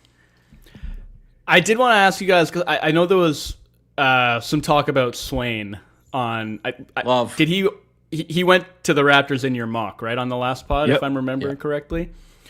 Okay, so part that section about Scotty and CMB not being able to do everything was sort of focused on the wing defense issue, and specifically the fact that I think the Raptors, part of the reason they were vulnerable on the interior against the Cavs was they needed Scotty and CMB to do a lot of defending at the point of attack, because RJ and Ingram, when he was healthy, were vulnerable there. And I think that's where you could see having a real wing defender could help have this great cascading effect defensively where Scotty and CMB can both be on the back line of the defense, being really disruptive and helpful there. So you guys talked mostly about his offensive utility from what I heard. So I'm wondering, defensively, could he be that type of guy for them where it's it doesn't have to be OG Anunoby level, but it's he can guard a big wing, but you could also stick him on a point guard and he can go and shut that guy's water off and allow Scotty to focus on doing some of the backline stuff. I would be surprised about ones and twos. Actually, you know what? There's probably a handsome amount of twos in the NBA that he could be all right, I'm on for a piece of the game. I do think that he would be most comfortable at 3 and, limited 4s, at least to start with. But I think he's a really talented mover. I think eventually he could be a guy who in fits and starts stepping out on guards. And I tell you what, he could give you more of that defensive playmaking. The Raptors are a team that wants to well, every team now wants to maximize, like, we get X and Y, we win the battles on the margins, all this kind of stuff. There's a Joe Wolfond piece about this, going back 4 years now, November of 2022. And his defensive playmaking is, like, actually really, really quite strong. And so while he may not move Scotty and CMB into different roles entirely, I think he can accentuate what they do. He can bring more size to the floor, more defensive playmaking, and he brings more ball handling. Of course, the reason why he hasn't been selected yet is because the jumper, 27%, if I remember correctly, a pretty slow load. I'm not exactly sure. He's a swing more than some of these, like, guards. But, the harder you swing, maybe the farther the ball goes. I don't exactly know about the physics. Trey, thoughts on that? And then also Mara just got picked. Oh, I love that pick. I'm bullish on him being a wing defender. He takes on contact and takes on physicality super well. I think one of the things that the Raptors really missed with BI being injured was their rebounding. BI was a great rebounder for them through the series and through the regular season. Swain will be able to do that in minutes that BI isn't on the court this season. From a playmaking perspective, and he was asked in a lot of situations in Texas because he had so much usage, is to play off the ball and zone up the weak side of the defense. And he created tons of steals and got in transition simply by having instincts and utilizing his length and movement ability. And I think he can do that for the team as well. I think the biggest reason why I think it can work is it's very, very rare to have a wing that comes in the league that is, like, ready to take on physicality. He has the body. He's worked on his body for 3 years to be ready for the NBA, and I think he's someone that you can throw into their rotation in day one. Yeah, he's an exciting pick, but as I think I find with wings often, it leaves work with your imagination to be done. But yeah, that's what we got for you, Joe. I think. Any other thoughts? No, I mean, I think that covers it. Like, I do think it's interesting about defensive playmaking as the feature, because that, as of now at least, is the way that this defense is constructed, is for that to be accentuated, right? And I don't know if that is more about Darko's defensive philosophy or just more about him making the most of the personnel, and where it's like, they don't have a ton of guys like who are excelling at just, like, staying in front of guys on the perimeter, but they have guys who are very heady defenders who are both aware and very disruptive in rotation, and so they can accentuate that. I don't know actually if that changes my mind about wanting a guy who can just, like, guard his yard at an extremely high level versus, let's, like, keep stacking defensive playmakers who maybe aren't exceptional on the ball. But I think it's interesting, and yeah, I mean, I'm curious to see what they do, because, again, they have a lot of different needs that they could choose to address. And I come down on the side of, like, going at a guard, but I think I will be able to see the justification for almost any type of swing that they make. Yeah. Also, to address a conversation that's happening in the chat about older players and the track record. It's true. The older a player is, the less likely they are to pan out in the NBA, typically, by the numbers. I do think the context of the league is a little bit different now because of the NIL. Some players are staying because they can actually make millions of dollars and work on their game without losing out on millions of dollars. And so college is a little bit more talent-filled and a little bit older, whereas before, if guys were talented enough to get into the draft, they could basically just be like, I have to go for it because it's millions of dollars on the table. So it's a little bit different now, but I do think, like, if a guy's older, you lose some of that developmental curve. Joe, anything else before we let you pop off? That's it. I appreciate you guys having me on. This was fun, and let's see where it all goes, guys. I am looking forward very much to your first deep dive on whoever the Raptors select, and I hope I don't know if I don't think there's somebody left on the board, or if there ever was, who fixed all of the things that you had outlined in your article. But my fingers are crossed that whoever they selected develops into that. Joe will fund everybody. We'll let him go. Myself and Trey will get Nabil over here, and we will start prepping for the 19th pick. All this daggum work we did. All right, Trey, how you feeling so far in the draft? Has it been exciting enough for you? I'm feeling good. I like the Mara pick with OKC, just like we spoke about yesterday. Every pick OKC picks for the rest of this decade is about Victor Wembanyama. They get one of the only guys that can look Wemby in the eyes and be as tall and as big as that big MFer. Um, the Chet clearly lacked the physicality and size to really affect Wemby in any way. And with Mara, I think there's still some physicality issues, but they'll be able to hold their own on the glass and have someone that they can funnel Wemby towards, which I think is going to be a nice wrinkle. Maybe not next season, but for future seasons down the line as they're playing him, because I'm sure those teams are going to play 4 to 5 times in his career. Yeah. Chrysalis says, don't think good college players should go back to college for NIL if they think they're good enough to play in the league. Their goal should be escaping the 8 years of team control with RFA ASAP. I think this is true from like a time value money perspective, but also I'm sure they're having like a hell of a time in college, man. Yep. And doing the college experience while also getting paid like $6 million, I imagine for those guys, it is cool as hell. Special. And yeah, Half Asian Guru says thoughts on Phylon guys. We like them a lot. I think we're probably going to talk about them soon. Although, also Ketamine Jesus says also they get an education, right? No way. Yeah, yes, a valuable education. Nabil is here, everybody. Nabil, how you doing? What's up, fellas? Long time no see. going on? Happy draft day. Yeah, we're all very excited. What have you thought of the draft so far? Honestly, I think it's been pretty chalk for the most part. I think I expected at least one trade in the lotto. Maybe we still could get it. We're not at Charlotte, or like I guess Miami is picking on behalf of Milwaukee right now at 13, and there's still Charlotte. But I thought we'd get a little bit of a surprise, like a Jaeger Demon last year.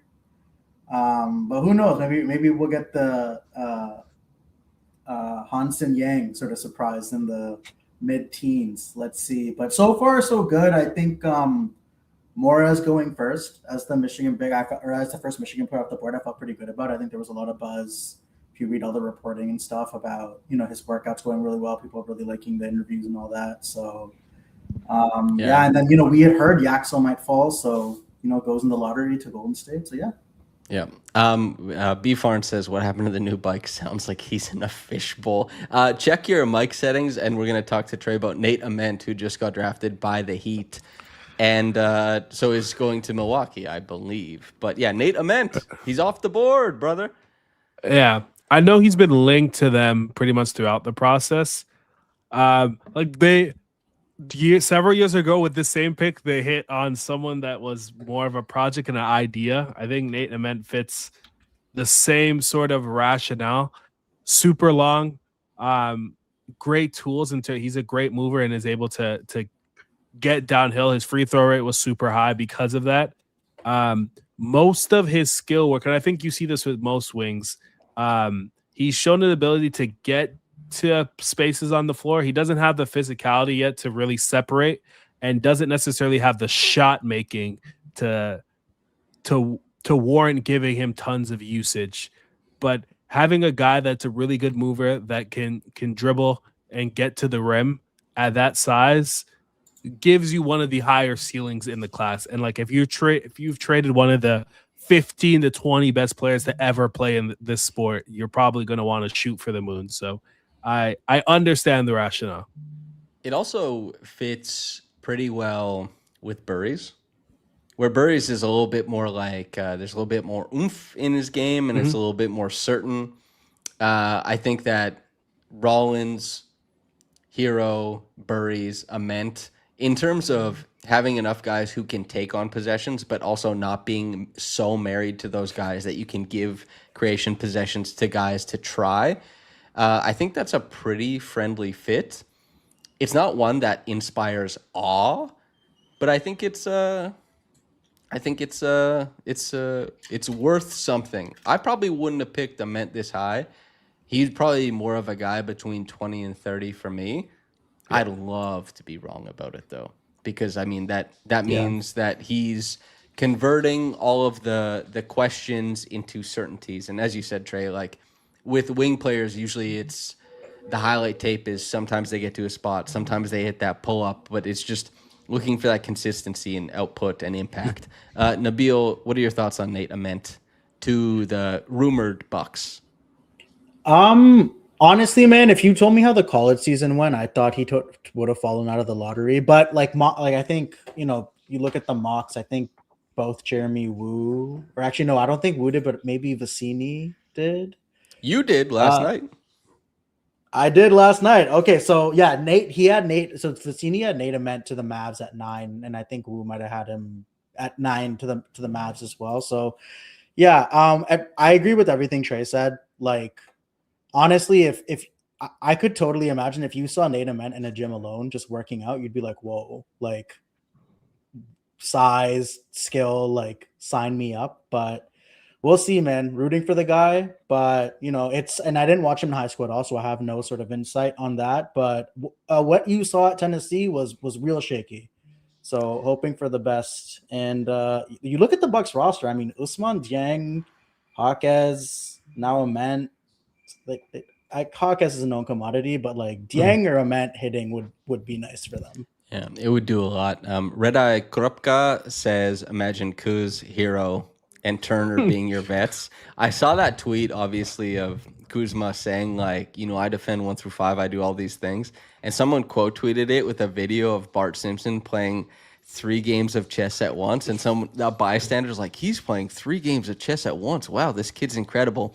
And then they just say, like, checkmate, checkmate, checkmate on every single one. I was like, yeah, that's pretty good. We're not spoiling picks, by the way, correct? I don't think so. It's on the TV. I'm looking at it right now. Well, okay. So first of all, everyone's got a problem with me reading off the TV. Now it's no longer in vogue. I mean, Jesus, guys. Trey, we're now 13 picks in, the last of the lottery. Who do you want your Hornets to pick at 14? All the Michigan guys are gone, so I'm going to say Hanish Steinbach. I would be very happy if they picked him. You fix the rebounding issues with Musa, and you slide him to the bench. You also have a guy that might be able to shoot, and he is a big guy that sets really good screens that can open and pull up for guys like LaMelo, guys like Khan, and also be a playmaker in certain stats as well. I think he can drive. And Yep. I think LaMelo can really make use of a big man who can drive, especially since, I mean, he's just so good at hitting like different pockets as a playmaker. Yeah, that's a good point. But I think a driving big, and if Hannes shoots the ball, I mean, then he, you know, we have a friend of the show, Nick Swolzo4, obviously tweeted that he was like, don't bring that Şengün bullshit over here. But imagine like Şengün has a bunch of warts in his game that have gotten worse because he kind of had a team handed to him. So he didn't have to round out that much, and he kind of leaned into what he was really strong at, and he flattened.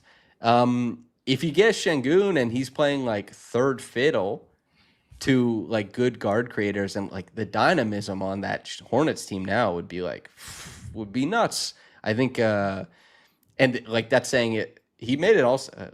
I don't want to get into the Şengün thing, Multi-time, but multi-time. Who's counting? Also, B-Farn says, remember to like the stream, y'all. That's correct. Like the stream right now. You don't have to do it on your way out. More people will see it. Nabil, what do you make of the Steinbach situation? I think it's being announced right now. Adam Silver is standing up there. Yeah, but we're not supposed to announce it until 15 seconds. Chris Liss is, Hunter Steinbach just got picked to the Trey. I need your reaction quickly. There we go. Let's go. Go on, Trey. I think it's a home run. He fits everything that they wanted to do. They kind of needed a bit more like nastiness in the middle, especially. And he's a guy that similar reasons for why there's rumors for them trading for Sabonis, a guy that you'll be able to throw the ball to when teams are cross-matched because of the way that they're playing, how fast they play. He has super soft hands and great finishing touch where he's going to be able to get really easy points because they're running teams out of the gym, and LaMelo's literally handing him over the ball. So I wouldn't be shocked if he averages like 13 and 8 as a rookie and is super impactful. Yeah. He was the rebounding leader for Division 1. He was doing a hell of a job. Nabil, thoughts? Unbelievable. Yeah, no, agree with everything Trey said. I agree with everything you alluded to as well, Samson. I think, man, I don't think it's going to happen, or at least I hope it does, but I would love to see a Kalkbrenner Steinbach double big lineup because Kalkbrenner, for as much as he can get, a little muscled out and out physical, if you will, on the boards, great box out guy. Just will absorb and just let Steinbach collect all those boards, man. Juice those stats. I think we'll see it. There's definitely enough coaches who are willing to think about the game in a innovative way and to go, harken back to older days where you play double big. I mean, I'm not saying anything new at all. It's been a burgeoning trend in the NBA, but Kalkbrenner and Steinbach could obviously, they could play together and it could go well. Okay, we had a really good request from Super Biggie 35 says 5 picks away. Who are your top 5? So after Hans has been picked, my top 5 of available guys would be, I guess it would be Swain. It would be, or actually let's look at my list just to make sure I'm not listing anybody who has been picked. Yeah. But in terms of who I like, Swain is my favorite. I would like Phylon. I keep hearing that the Quainton stuff, and again, like who knows, but people keep saying his knee isn't good. And I want to believe he's just healthy because if he's healthy, he's like incredible. But Quince is in the mix somewhere for me, but Swain, Phylon, Quainton somewhere, Ibuka and Sturts. Those are the guys. Yeah, the vibe says JQ will play basketball at some point, though, right? I'm sure he will. But yeah, that's me. Trey, who's your 5?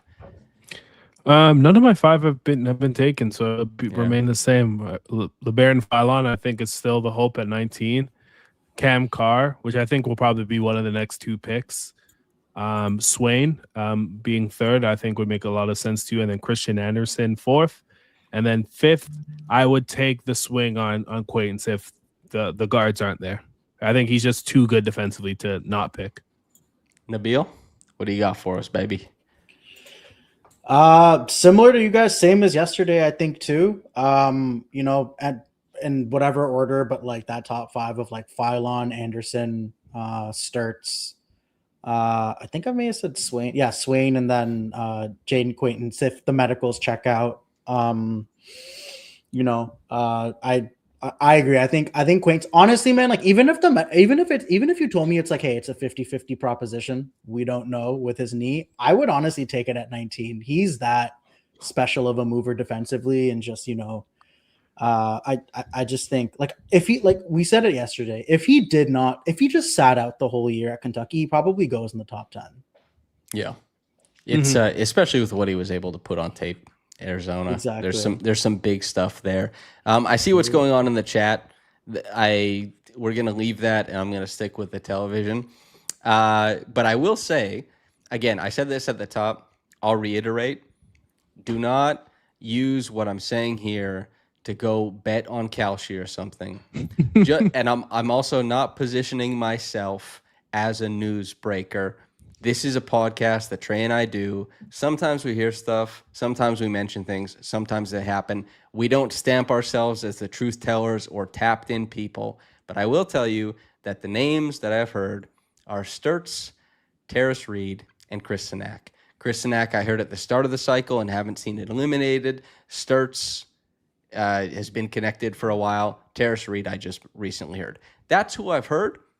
If it's wrong, I'm not going to feel any type of way about it. I promise you, I'm not going to be embarrassed at all. But Yeah, let's talk a little bit about Terrace Reed. He's not really gotten a ton of press on this podcast. Yeah. I'd like to lean you first on that, Nabil. I remember this whatever draft AJ Mitchell went in. I remember when, back when we were more on Twitter and it worked properly and all that. Our friend Goose posed a question of like, okay, in the second round, out of all the guards, if you had to pick one who has the best chance to start, who would it be? And everyone who was high on that chat, most of us, was said AJ Mitchell, right? Trey, of course, you were in there as well. I will use that as a platform and sort of segue to say, or a transition rather, to say, I think Terrace Reed probably has, out of these like later round bigs, like has the best chance to become a starter. Super physical, has improved as a passer. Was at Michigan for I think like 2 seasons before coming to UConn and finishing up these past 2 seasons. Just what you want. I think he is a tad bit undersized for 5, but because he's so strong, and he's got pretty solid measurements, can probably just sort of physical his way into becoming starting 5, although I don't think that would be ideal long-term at this stage at least, but hits the boards, improved passers, got solid touch in the post, and tries to dunk everything, man. Trey, where are you on Terrace Reed? Very Raptors-y player. Really good defensively. Is a better mover than you would think. I do think he can play the 5, just one because he's again 260. I think he's 265 actually. Yeah, 7'4", huge. 7'4" wingspan, and you see it shows up on tape with his physicality and on the glass. Sets very good screens. He opens. A lot of their system was based on him being able to set screens and free up their shooters, which they rely on Jakob Poeltl to do quite a bit, and he is one of the better passing bigs out of all bigs in this class.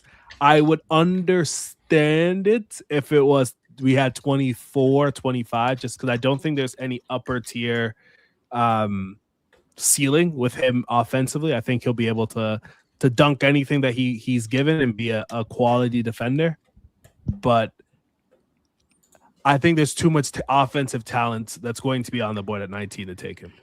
Yeah, this. So my thing with, and we'll talk about Swain, who went to the Bulls right away. My thing with Terrace is that Joe talked about this, the 4 or 5, 3 or 4 thing between CMB and Scotty. My worry ultimately is that those guys are much closer to 4 and 4. And maybe Scotty can get to 3.5 or something like that. But CMB, it'd be pretty tough to imagine him as constructed. And he is constructed, so good luck changing stuff. It's tough to see him at like a 5 for real or a 3 for real long term. And I don't buy Terrace at the 5 long term. And I don't buy him as an unbelievable talent who needs to jump over all these other guys. And also when you compound that stuff with the fact that I think you'd be stacking truly at that point power forwards, especially not out of necessity, but with other guys who I think are good available, it would be a bit rich for me. Dalen Swain is a Chicago Bull. Well, he was the 2025-26 SEC Newcomer of the Year. I've got that off the dome. I didn't look at the TV. But I tell you this much. He is a hell of a mover, a really accomplished ball handler at his size, a guy who I believe would be someone who defends at the NBA level. And in terms of being good enough to develop ball skills and put on weight, I think that there's a precedent of work. I think there's a precedent of skill development, and those types of guys I'd feel good about finding, and also the free throws aren't crazy bad or anything. Those are the guys I would feel okay about expecting at jump shot development. And that's why I think I really like him, and I'll be very interested to see him avoid that Patrick Williams route in Chicago and hopefully carve out something better. Any other Swain thoughts from the people here? I love him. It's him on Chicago is kind of funky, but they're a team. They're kind of a blank canvas, honestly. But again, like if they're gonna want to play in transition, I know they hired Tiago Splitter, which may change things, but another guy that he can take the ball, go coast to coast, and play that up tempo style. One of the reasons why the guy that he's comped to, RJ Barrett, really was able to excel here in Toronto is that because they played with that extra pace and played in transition, that opens guys like him that have the dribble ability to get there and then also play with contact and are willing to engage. That I think he's going to get to the free throw line a lot. His touch indicators from both like long mid range and from the free throw line are high level. So I think he's going to be able to shoot it, at least from a standstill perspective. If he can do that to open up closeouts, I think he's going to be a plus starter in the league. Nabil, this is your son, as you said on the podcast prior. Hey, man. Me and my cousins will be going to a few Bulls games this year, hopefully, man. I hope I get to get a decent seat and see this live. But, yeah, I mean, the first thought is, look, it's not going to be the greatest spacing context for him. To get the drives off and to have the room that you would want at the NBA level, especially for a rookie. But, man, this team is going to fly in transition. Buzelis, Caleb Wilson, and Dalen Swain, man. Yeah. It's a lot of high flyers there. Can I tell you what I think is really interesting? Mm-hmm. When Billy Donovan was the coach, his offensive style was really good at getting guys drives. Yeah. Like Giddey got a lot of drives, Io got a lot of drives, Kobe got a lot of drives, Trey Jones got like guys were just anybody could handle was driving the ball a ton. And that's also like that isn't just like transition. This is half court stuff too. With the change in coaching, and also two of those guards not even being there, I'm really interested to see how this gets divvied up and what that looks like. I think I like him kind of equivalent, if not a little bit more than I liked Buzelis when he got drafted. And Buzelis was like 6. But I guess that just goes, that was 2024. This 2026. I think this draft is deeper. But yeah. Dalen Swain. He's off the board. LeBaron Philon still sitting there. Very creative guard. I'm curious how it shakes out, guys. I'm very Cam curious, Carr too. might also be available, but he might be a Thunder, you know? Yeah. Very thunderous just want player. to say too that regarding, just to backtrack a little bit regarding the Terrace Reed pick, I think he's a fine player. I just would not take him at 19. Like if he is your pick, in my opinion, I would trade back if I were the Raptors. Agreed. Yeah. Maybe they're trying to sort something out. I don't know. Yeah, maybe. So as far as guys on the board, like Philon is there, Cam Carr is there, Christian Anderson is there, Bennett Sturts is there, Ibuka Okori is there. The cases have been made for every single one of these players to have star upside, not from us, but across the broader draft coverage. There are at least a handful of believers in every single player here. Quaintance is still there as well from Canadian. Yeah. There are guys, and I really did realize it when we were doing the mock draft, but there's just no way that you end up at 19 without having someone I like available. We have a trade. Ooh. Let's hear it. Memphis is trading number 16 pick Bennett Sturts to the Oklahoma City Thunder for 2 second-round picks. Wow. What? I thought he would go earlier, man. Oh. But to the Yep, Thunder, there you that's go. so odd. For 2 seconds? To move They up have one pick? One pick. Yeah, that makes sense. Oh, they had 1 pick. Oh, they have 2 picks this year. swapped. So they're So Memphis is selecting for the Thunder. Yeah. Yep. I wonder if if the Raptors were calling them for 16 to go get Sturts.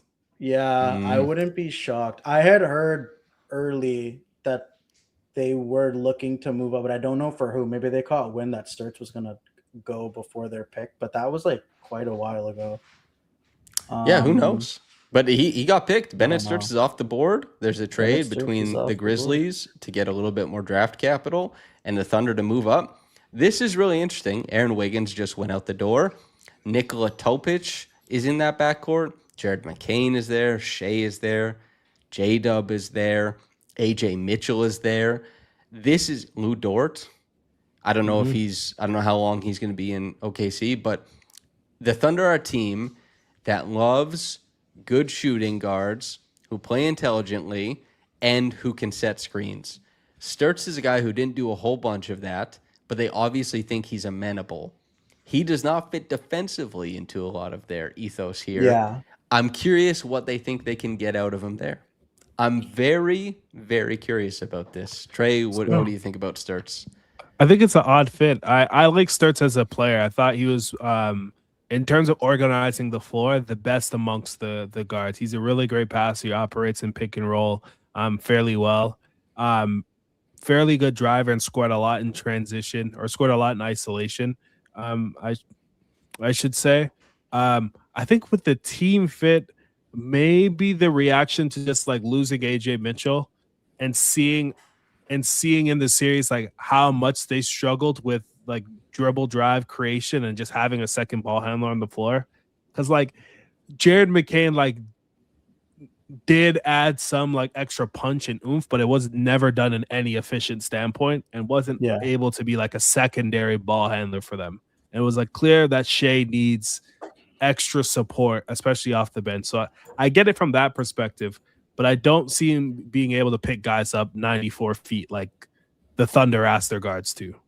Or even just like the blitzing above the break and shrinking space. Yeah. I'd be very surprised. But as Mocha Joe says, if this is a reference to Curb Your Enthusiasm, by the way, well done to you. You got too many wobbly tables. But Sturts has underrated change of pace, shoots great at the rim. What's not to like? There's so much to like with Sturts. He's really intelligent. He has tremendous ball skills. He just production is out the wazoo. And so we'll see what happens with him. But my information of saying like the Raptors, they want Sturts. Well, he's no longer there. Also, Nabil, people in the chat are saying that, they're saying that 17 isn't going out the other way. I don't believe that, right? Obviously, That'd be crazy. It wouldn't take 2 seconds to get the 16th pick. No shot, right? Yeah. No, Jake Fisher saying the Thunder and Grizzlies, to be clear, are swapping number 6 and number 17. Yeah, of course. Okay. Yeah, that wouldn't make sense if that was the case. But yeah, man, I wonder if Anderson's next here. For Memphis? Yeah. Oh yeah, maybe. Yeah, They need a guard. That would make sense if they were like, which means they thought. Yeah, go on.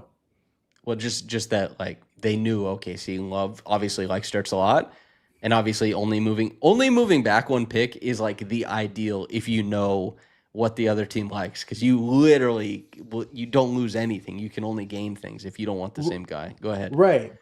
I was just going to say, wouldn't that issue, like, so 16, 17, it's like, it's not that team you're worried about. It's the teams behind them you're worried about, right? So that to me signals they thought one of Charlotte, Toronto, or maybe San Antonio was going after Sturts or Anderson, however they wanted to divvy it up. Whoever ends up going now at 17 to the Thunder here, or I guess the Memphis Thunder picking on behalf of Memphis. Yeah, man. Nabil, are you nervous about Alan Graves at all right now? Brother, I am trembling, man. I would not, with the way this board is shaken out, I would not understand that pick at all.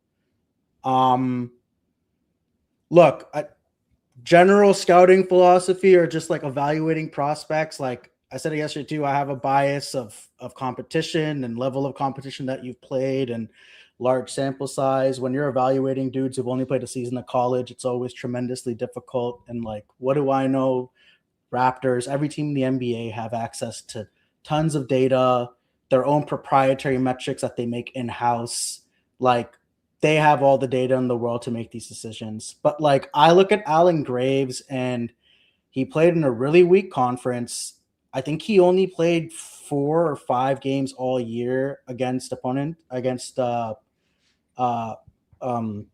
high major teams, or actually even less, because 2 of those games would have been against Gonzaga, but Gonzaga is a good team. They do play in the same conference as Santa Clara.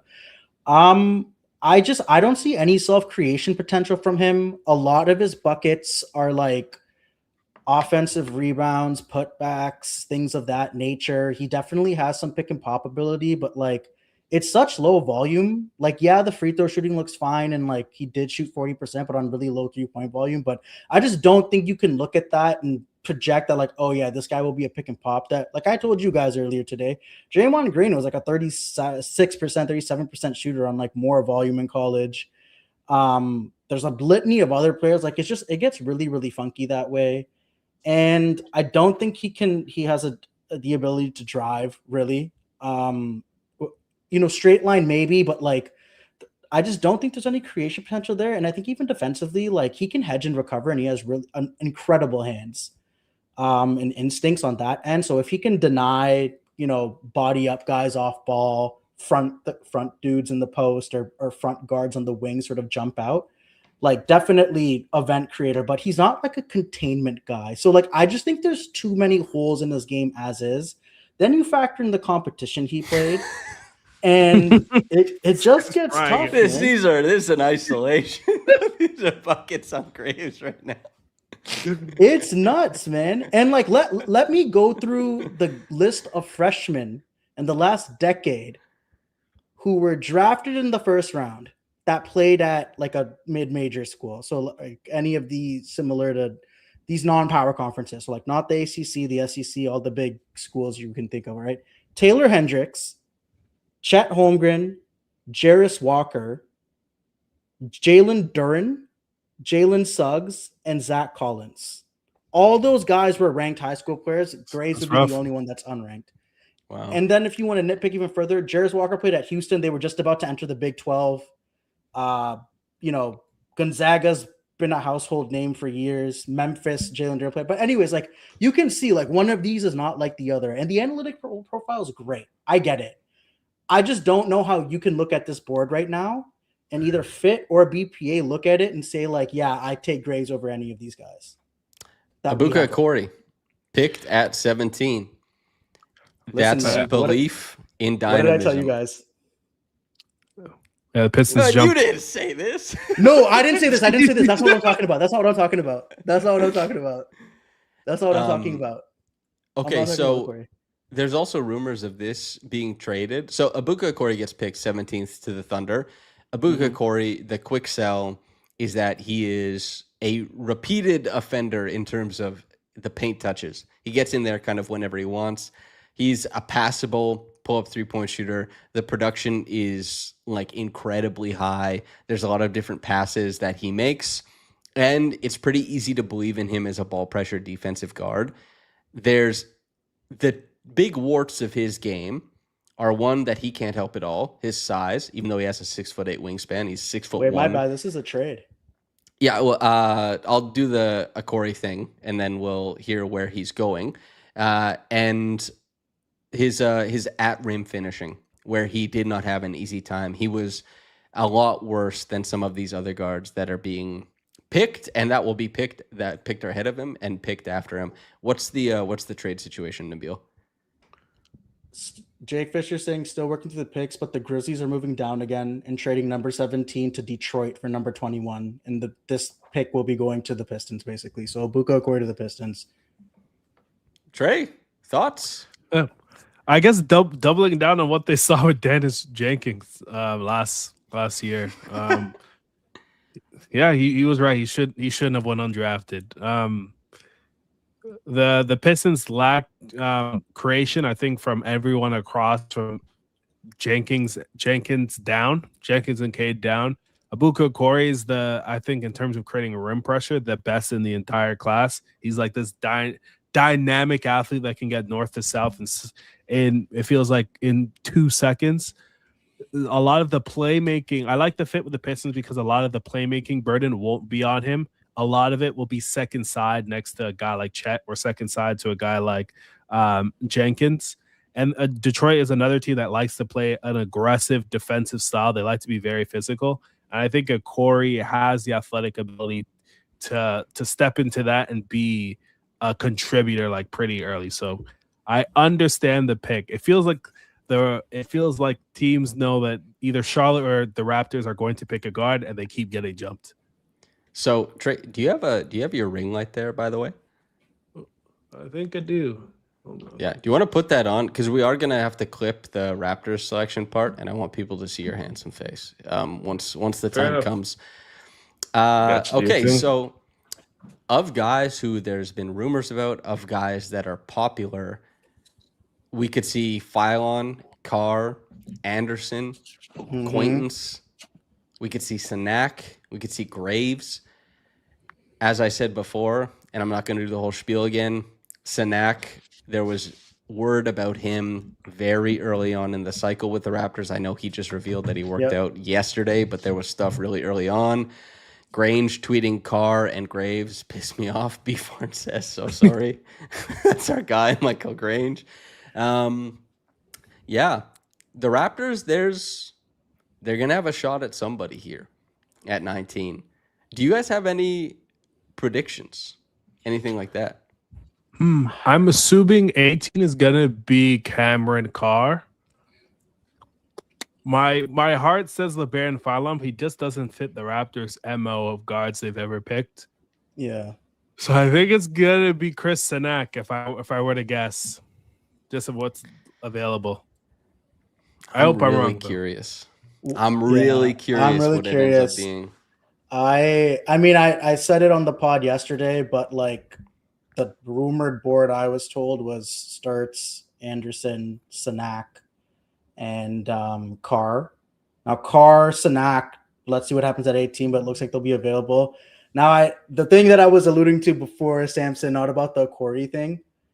Anderson was the one guy I had heard had worked up for the Raptors, but no one has been able to confirm that. Not and from the Raptors beat side, at least publicly, and it's not in the Hoops Hype draft workout tracker. So my sort of like back of my mind thinking was like, what if the Raptors have kept it quiet the whole time, and this was their guy all along?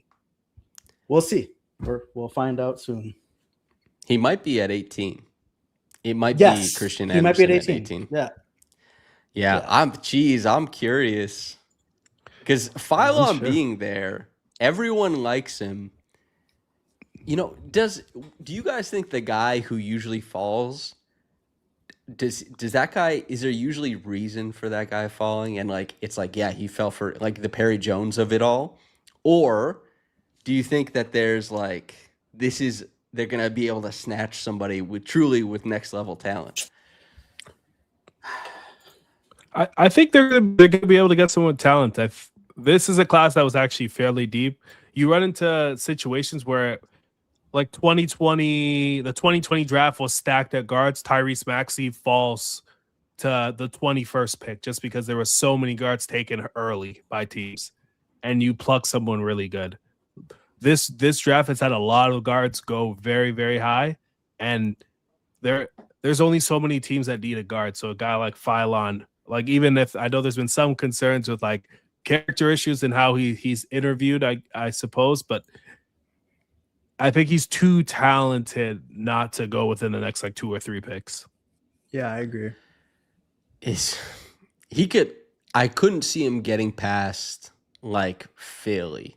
You know what I mean? Certainly not past like the Lakers, maybe. I know the Lakers were what in our mock. I picked Terrace Reed for them, but yeah. Christian Anderson to the Hornets. Trey, thoughts? I'm nervous. I'm happy for the Bistros, sad for the Raptors. Again, they just don't need this much pull-up shooting. Christian Anderson, I think, is the best shooter in the class, the best pull-up shooter. I think he'll be able to hit threes from deeper than NBA range. I think he's going to be a really good organizer of the floor, and because he shoots the ball so well, his like lack of like athleticism and driving ability he'll be able to overcome some of those issues, one on the wider courts and just having lesser usage. Similar to Bennett Sturts, he was playing 38, 39 minutes a game. That's just not going to happen in the NBA for him. So he'll be able to play in a lesser role and be able to step up both defensively, which he showed he was willing to do, and then also be a second side guard for them. So, but I think this probably signals that Kobe White won't be back on the team. Okay. Do you guys want to? I'm going to close the chat on my screen. Do you guys want to? The Toronto will do the broadcast. We'll do course. that. No we'll do the phones. We'll react to it as it hits us. Car, do we have a favorite? Is Phylon the favorite for us? Yeah. File on a car. Nabil, where are you? Phylon Car,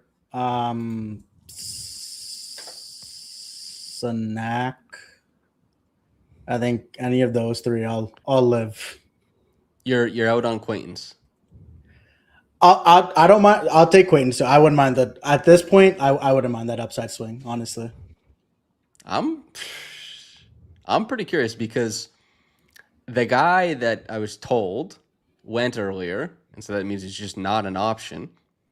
And the other guys seem, for me, just a bit further down at, and we haven't heard a lick about Phylon. And again, they didn't work out Jacoby. He just fell to him. They made a selection. There a comparison point or two there, but man alive, I'm really curious how this goes because I am too. this does say something, by the way, because like Thunder fans probably are just like, oh hell yeah, this is fun, whatever. Maybe a little bit more serious than that, but you get to kind of crinkle your nose and wonder about how their picks might fit because they just have such a glut of options and talent on their team. But the Raptors, 19 isn't supposed to be a major swing. It feels like such a swing pick for this team. It feels so paramount to what they need to be able to do.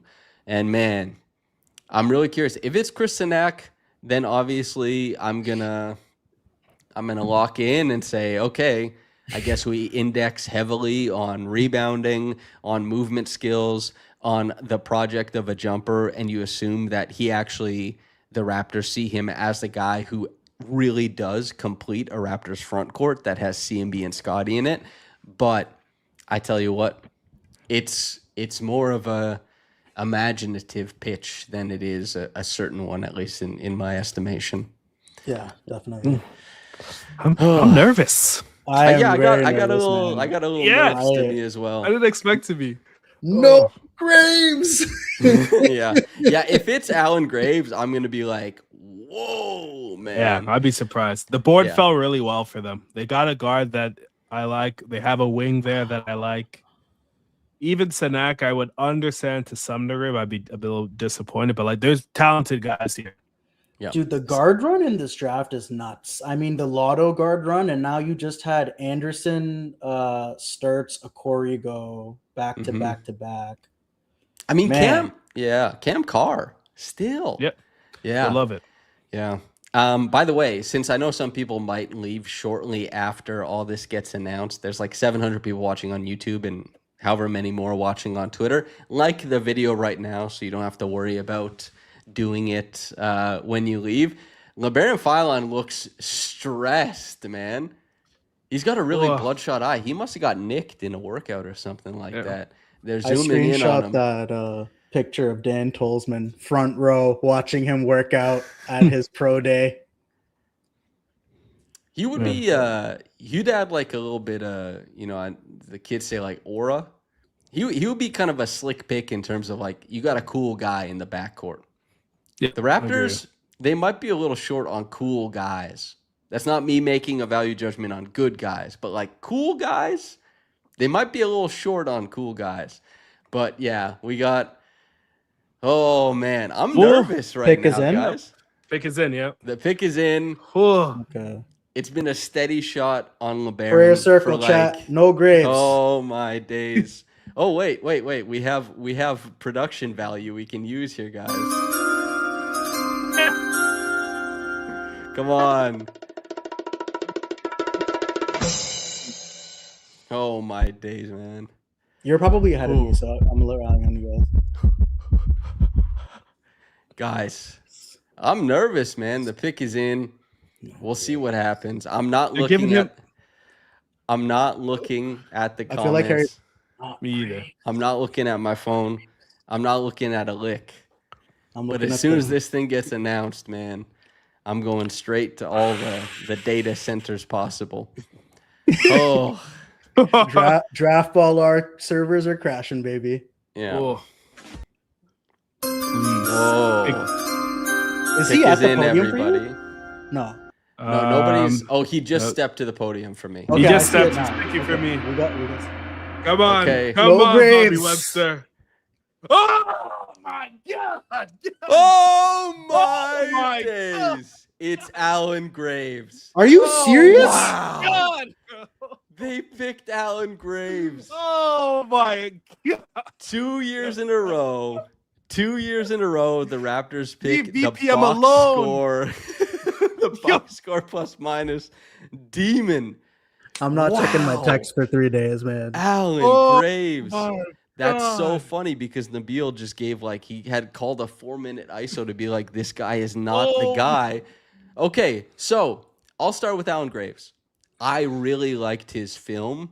I had a lot of trouble trying to tell if that was truly going to translate. And that's not me saying it won't, just that I wasn't really capable of telling the Santa Clara season versus translating to the NBA. What did pop, he's a really talented defensive playmaker. His hands get into a lot of places, similar to a guy like CMB, although I don't think he has the frame or the physicality to be able to have that manifest first season the way that CMB did. He has a more proven jump shot than CMB did. He is a guy who they probably believe in some of the dribble, pass, shoot stuff that he's put. This is a guy who's been comped to Grant Williams on this podcast. This is a guy who, by the way, Chuck of Chucking Darts will be on to discuss him in, I guess, holy smokes, 15 minutes. Oh, my days, man. Well, at least Chuck is going to have, I think, a really, really positive outlook on Alan Graves. He'll have a really big pitch for him. But this is underwhelming for me right now, but I'm willing to believe in something going forward. Trey, I'm going to you. I can't hand it off to Nabil right now. I try to come with all draft picks being optimistic because this is again his dream is coming true. He worked super hard to get here, so I'm obviously hoping that this is the best pick the Raptors ever made. For me, it just doesn't feel additive to the team. You get a guy. I think Graves is going to be a good player. You get a guy who's very smart positionally, and it's going to be a really good team defender. He's going to be a smart passer. I think where I have concerns is one, we just had a conversation with Joe about what real shooting looks like. A lot of the shooting comes from pick and pop situation, some standstill play, which isn't drawing teams to step up higher in defenses. They're going to be okay with letting him shoot, which is just another player adding to your lineup that does that. And then from a point of attack perspective, he isn't the greatest in space, and that showed up in Santa Clara, and now he's playing on a wider floor. I wonder how that's going to work with both Scotty and CMB all sharing these minutes. But I think in terms of overall floor, I think he's going to be a good player, which is always good to add to the team. He obviously is. You're betting on things translating from Santa Clara to the NBA. That's yep. That's the same as I'm presenting something new. That's what college to NBA is, by the way, for anybody. The shooting has to be real. The shooting has to be real. In terms of people saying does this mean Mamu's not coming back, etc. I don't think they make this pick with Sandro Mamukelashvili in mind, and especially since they want to be good next year, you don't want to waste any of Scotty's prime by having teams that don't compete. I don't think this has any bearing on what Mamu does next year. But if Graves pans out the way he's supposed to, it should create overlap. But Mamu is not a guy who creates events defensively.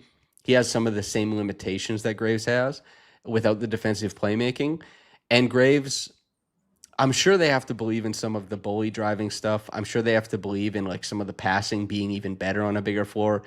And they have to believe that the bigger floor will be more friendly to him offensively than it might be defensively, because this was Trey's holdup was hedge and recover can't be everything, and defensive versatility is really important from your forwards.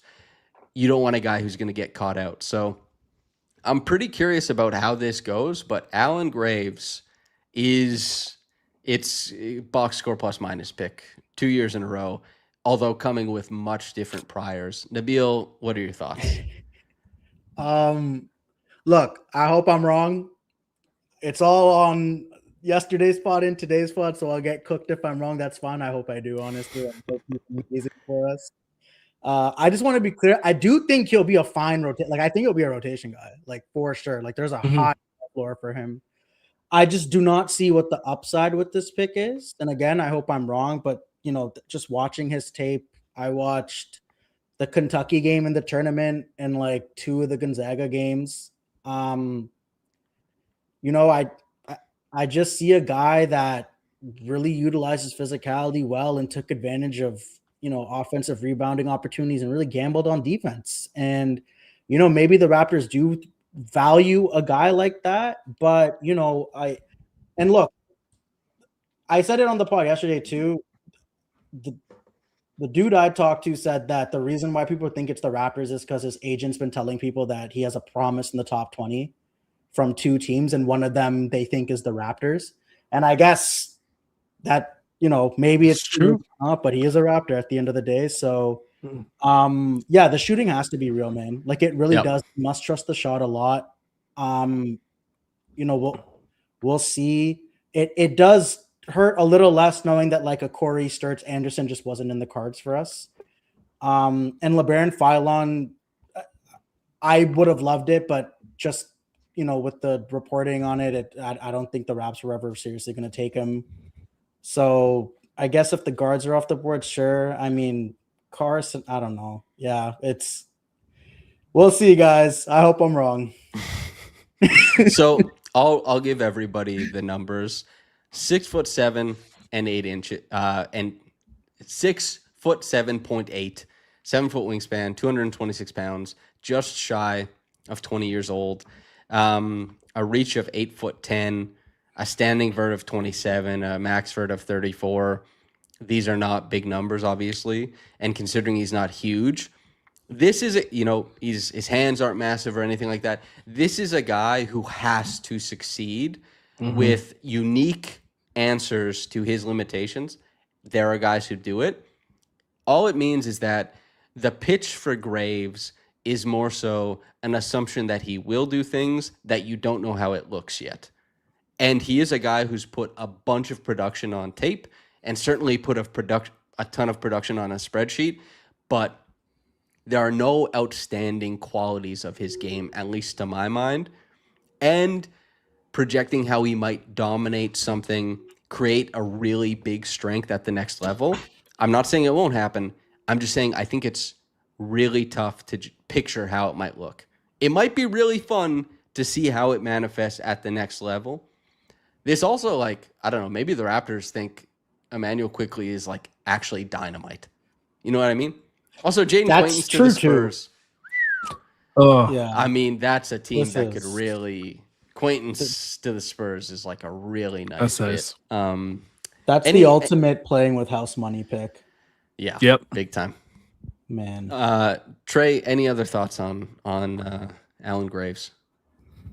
I think he's gonna be a good player. The defense I still have concerns about. He's not a good lateral mover, but go on. But yeah, a lot of the film you see, it's just questions of whether it's going to translate or not. What I'm interested to see is if he's going to be able to add any dribble drive game in between, because I don't think the shooting, even if it translates, will be dynamic. But if he's a guy that is actually able to dribble and then utilize some of his passing vision, which I think is better than most of the bigs, then I could see how it's additive to what CMB and Scotty are doing. Because I don't think the Mamu parallel makes sense because there's 2 completely different types of players overall. But he's a guy I think that will be a contributor year 1, which I think the Raptors did need. I'm going to read the stats again. 22.6 minutes per game, obviously not a ton. Out of Santa Clara, a sophomore. 11.8 points per game, 1.8 assists, almost 3 stocks a game, 2 steals. That's where a lot of the defensive playmaking is. 6.5 rebounds, almost 3 of those a game coming in the offensive variety. 75% from the line, 41% from downtown on 2.6 attempts per game, and 51% from the field because he shot 56% inside the arc. Hedgehog Food says he got 22 minutes per game at Santa Clara. When Levy breaks, says Graves is very smart. He is. If I can lose all the stuff, about, how tough the competition was, and I can go back to when Chuck was on the podcast and we said, who do you want to talk about? He suggested Graves. I watched Graves, and the first thing I said was, he kind of rocks. He's a really fun watch. And then forget everything I said about trying to qualify the difficulty of who he was playing. I'm going to give this one up to the Raptors. I'm going to trust in it. Allen Graves. Will Smith says it's fine. It's not a swing. It's safe. Do you guys think this is safe? No, it can't be. It can't be. We just haven't seen any film of him playing well against high level talent. I think it's a swing on his statistical outliers being so special, and that they hit on a player that last year that had those outliers that should have been picked higher than 9, and it's just doubling down on that process last year, which I understand. I just think with CMB, the film was also so bright. Awesome. He was the best player in the best conference that year on the worst team. And hooped, man, like complete, like night and day. And we had a 2 season sample size of it. Yeah, and he was so good that we never really on the pod never really spoke about the statistical outlier because the film was so good. Yeah, we would mention it briefly, like for people who believe in BPM as predictor, he's up there with Zion and Draymond, but we were doing like pick and roll film, watching him hedge. Jeremiah Fears, the quickest and best ball handler in the class, get like hedged 26 feet out and contain and jump. And yeah, Graves, analytical darling. We'll see how it works. If he's good, it's going to look unique. And so those are cool players. Yeah. But this takes some imagination. For people who are wondering about, like when Bobby and everyone talks, I'm not able to be there because I'm obviously doing this right now, but Bobby and Dan, I think, should be speaking tonight. So there will be some answers there. That'll be pretty interesting. Allen Graves. Wow. We made all the jokes. Nabil, I don't even think Santa Clara fans went to their own games, man. Scouts went? My goodness. Gary Roberts says Samson about to do cartwheels. He'll never say anything bad about anyone we pick. I don't think that's true. But I'll tell you what, though. I would feel more comfortable saying something bad if I'd seen more of Graves. Like, if we had picked a Senge last year, I would have had something loaded in the chamber. If we had picked Juleman last year, I would have had something loaded in the chamber. They just haven't picked the guy I like a lot. And at first blush of Graves, I did like him. So, yeah. I do want to say real quick, too, about the, like, is this a safe pick? I think a lot of that, too, comes down to, like, your philosophy on, like, drafting and, like, the quality of player you get. Like, what is your expectation of a player at 19? Do you believe that – is your philosophy that, like, rotation players are replaceable? And that it doesn't make sense to go safe, you should always swing high. And if that's the case, then like, yeah, in a sense, like this was more of a safer pick. And I bet that like this will be, more expected value from a rotation player, not just like a VORP, like a neutral VORP guy, right? Like a dude you can just replace in any other draft at around this similar range. I think he'll be a fine rotation, but I have little doubt that he could be in an NBA rotation. I just do not see the upside with this pick at all, especially considering who was on the board. I think that's where I ultimately land on it. If it's a pick that Samson is indifferent towards, it's usually a good thing. I wonder if we have enough data at that point. I wonder Brother, if we've you were seen me. so elated when CMB got picked. I, You I like, was. I mean, I yeah, lost my mind. We were really happy when Jacoby got selected. Shed, I hadn't yeah, seen a ton of. And Mobo, I was really happy got picked because I said I thought they were going to pick him. I heard they were going to pick him. And two, I was like, oh, it's Josh's guy. But yeah, Alan Graves. Do we think this was best player available? Like, obviously, this is the Raptors thinking. Like, the methodology for the Raptors here is they were grabbing the best guy. For me, he wasn't the best player on the board. Like I would have picked, even if like the Baron Phylon doesn't fit yours, the Raptors like MO for like their like big stocky guards that they like to pick that want to play like press defense. I would have picked Cameron Carr. I think the tools were just outrageous. He is additive in his shooting talent, which he could be a real flamethrower that the team needed. I'm wondering now, like, where some of the things that Joe pointed out, like, where are these tenants that are going to add to the team going to come from? And maybe the Raptors are smarter than I. So maybe that comes in trades, that comes in free agency later in the rest of the summer. But I'm having a hard time seeing how they add to the weaknesses of the team. Yeah. Can I swing it back to, do the Raptors really believe in their guards currently? Like in IQ and Shed and Jacoby? Yes. Where do you think their confidence is?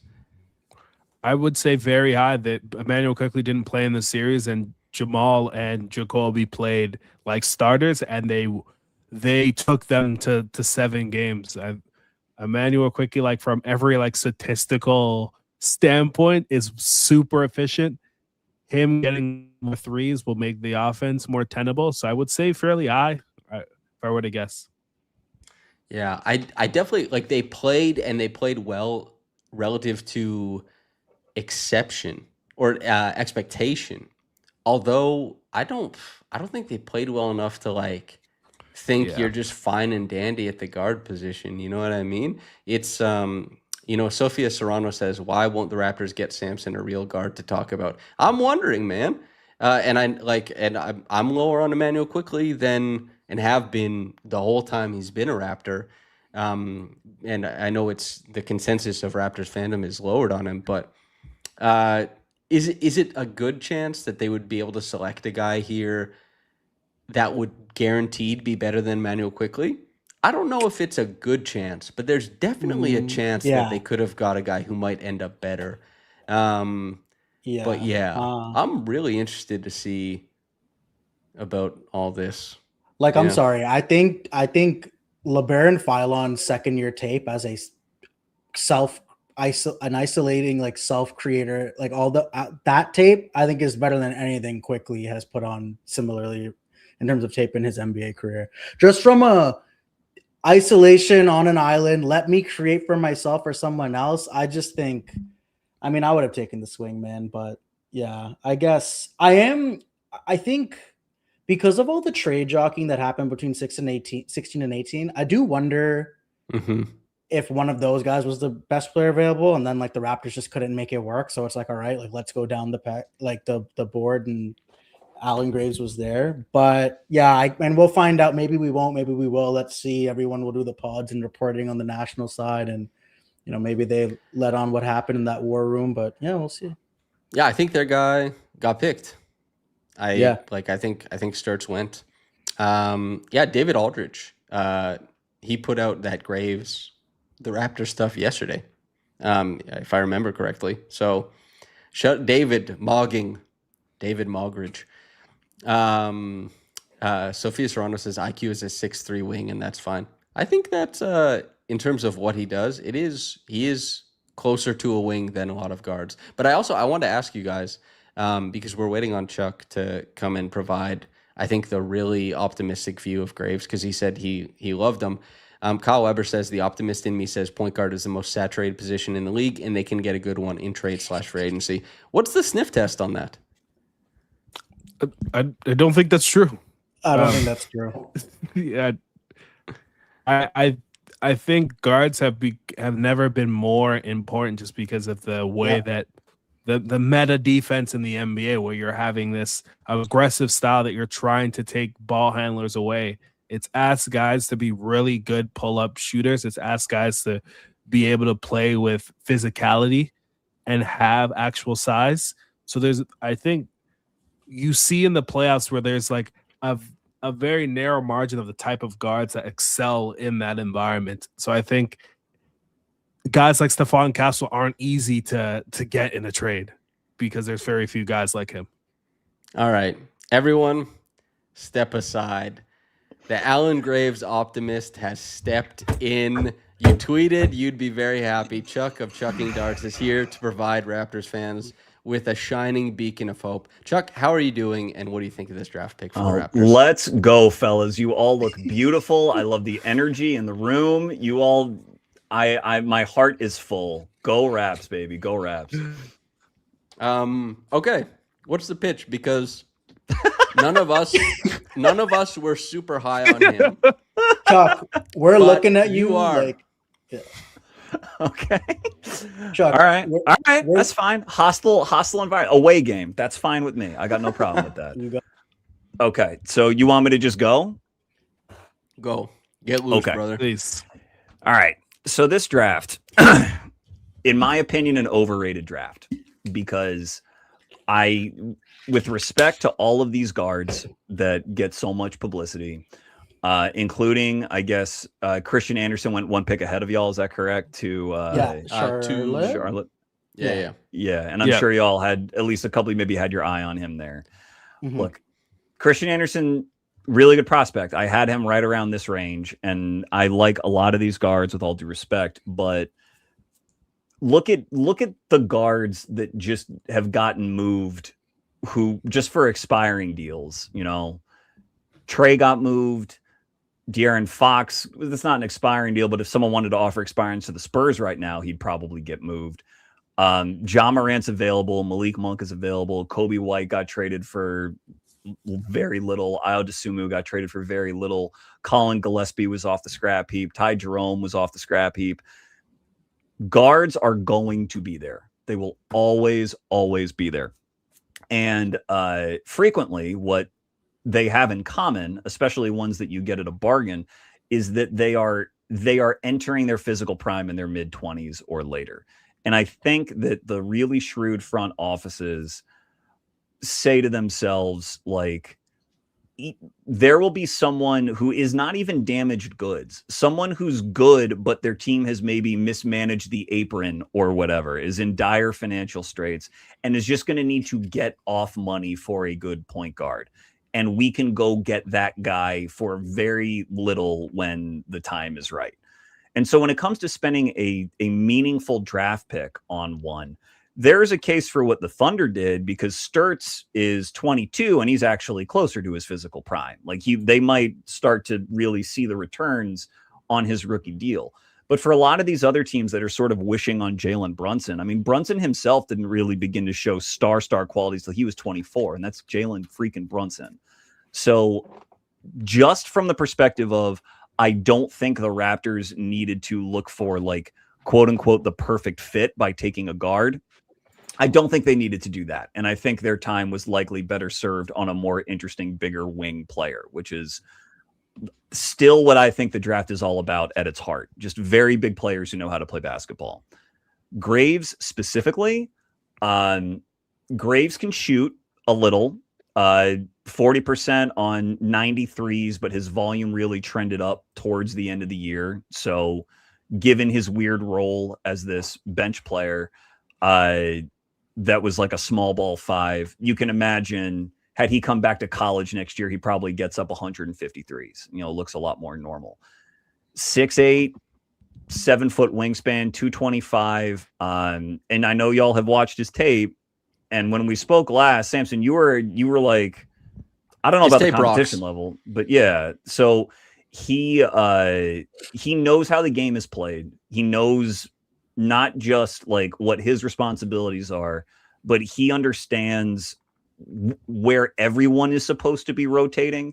And it's not just that, like, he's a good soldier and he does his job. If anything, he is too fired up and his motor runs too hot, which is where I think a lot of his foul problems came from.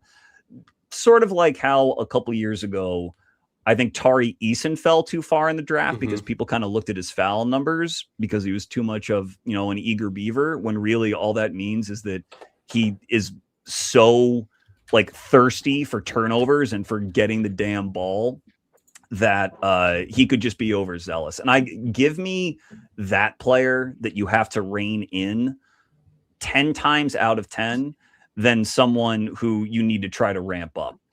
But the stats would have you say that he was just, that he got it done in terms of deflections and rebounding and everything like that. His statistical profile, which I know you guys know, is essentially unprecedented for a teenager.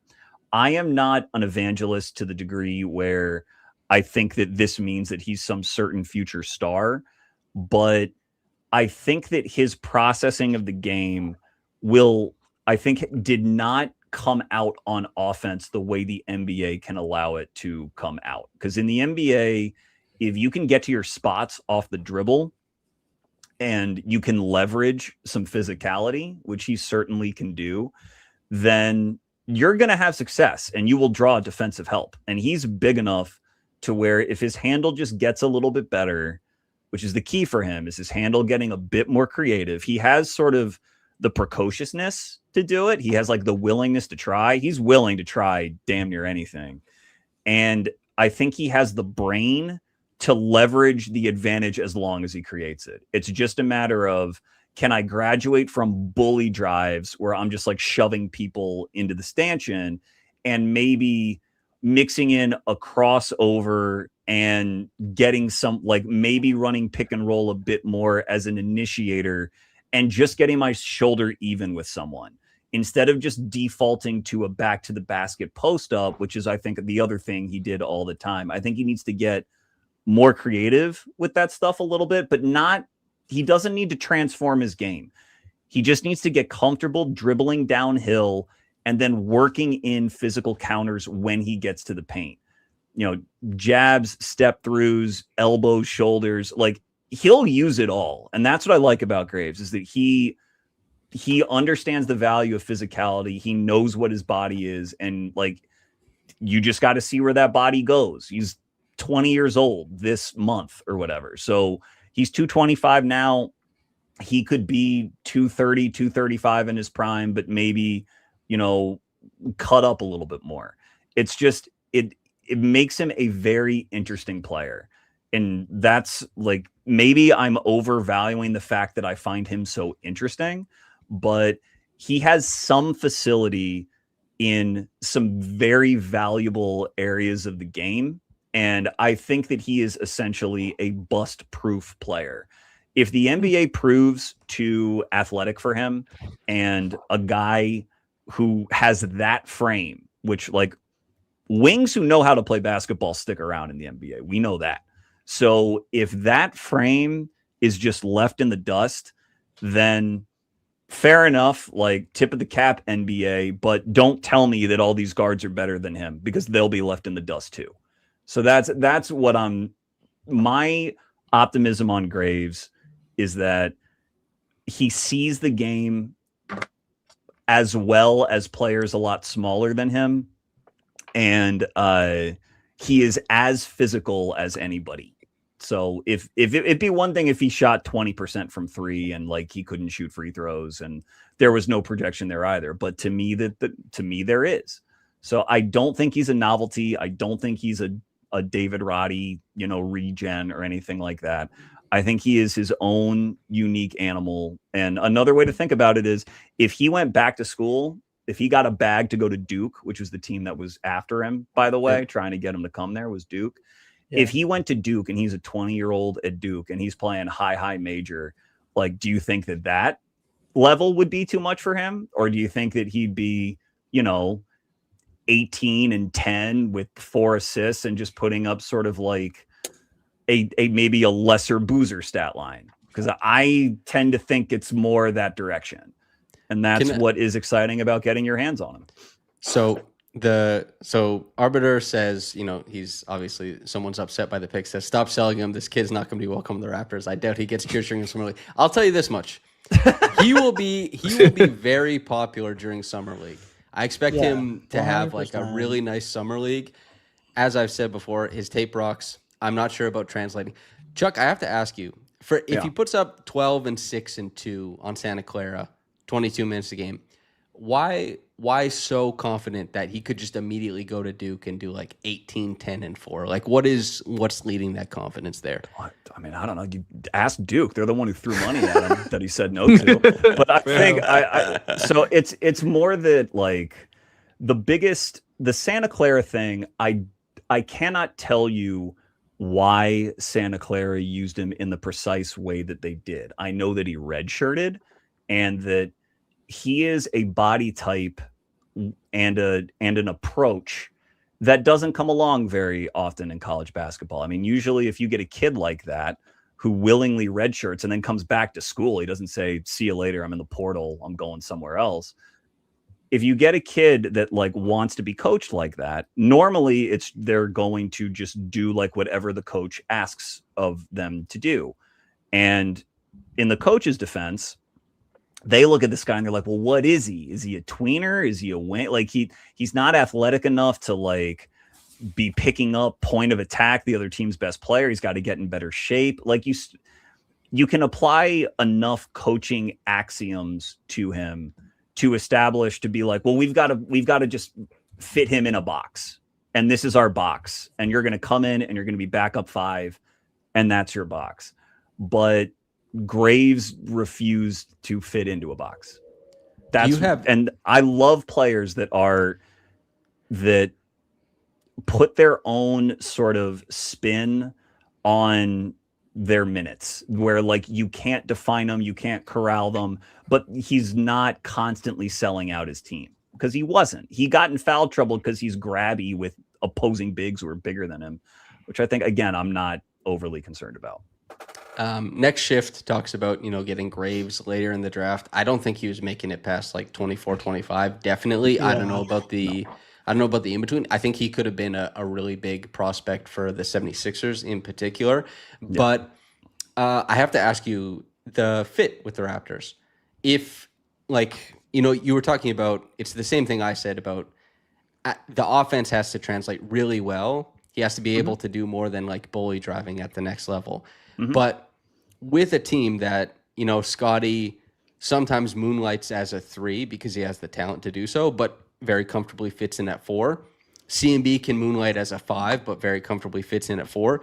What do you make about Graves fitting on the Raptors, 1, but 2, trying to access minutes as a wing in the NBA or as a big man? Like which do you think it's closer to?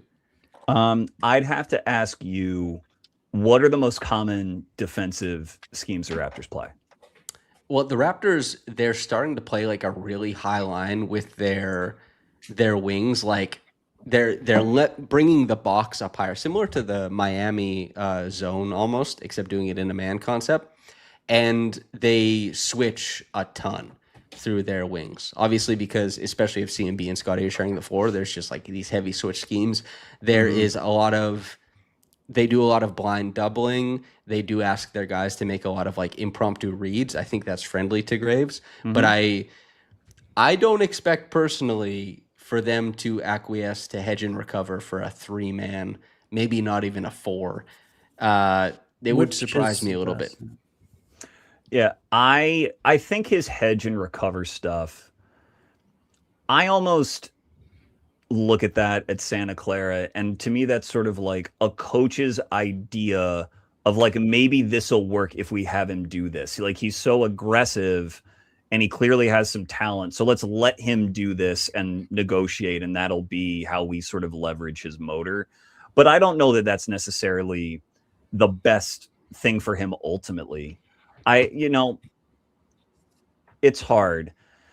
If he's out on an island on a switch, I mean, sure, he can be targeted, but I wouldn't be automatic to say that he's just going to get barbecued over and over.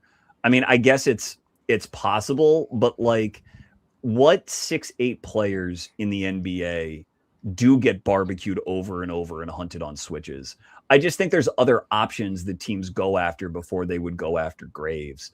Now, that doesn't necessarily mean that there's a smooth place for him next to CMB and Scotty in those lineups. That's certainly true. I'm not certain about that, but the degree to which the Raptors are pot committed to Scotty and CMB to begin with means that, like, you want to load up with as much offensive talent as you can around those players. And to me, the reason I'm as high as I am on Graves is because I think he is an underrated offensive talent, because I see with how physical he can be, like I said before, I think with a little bit of handle improvement, he could become a really effective driver and playmaker off of being a driver.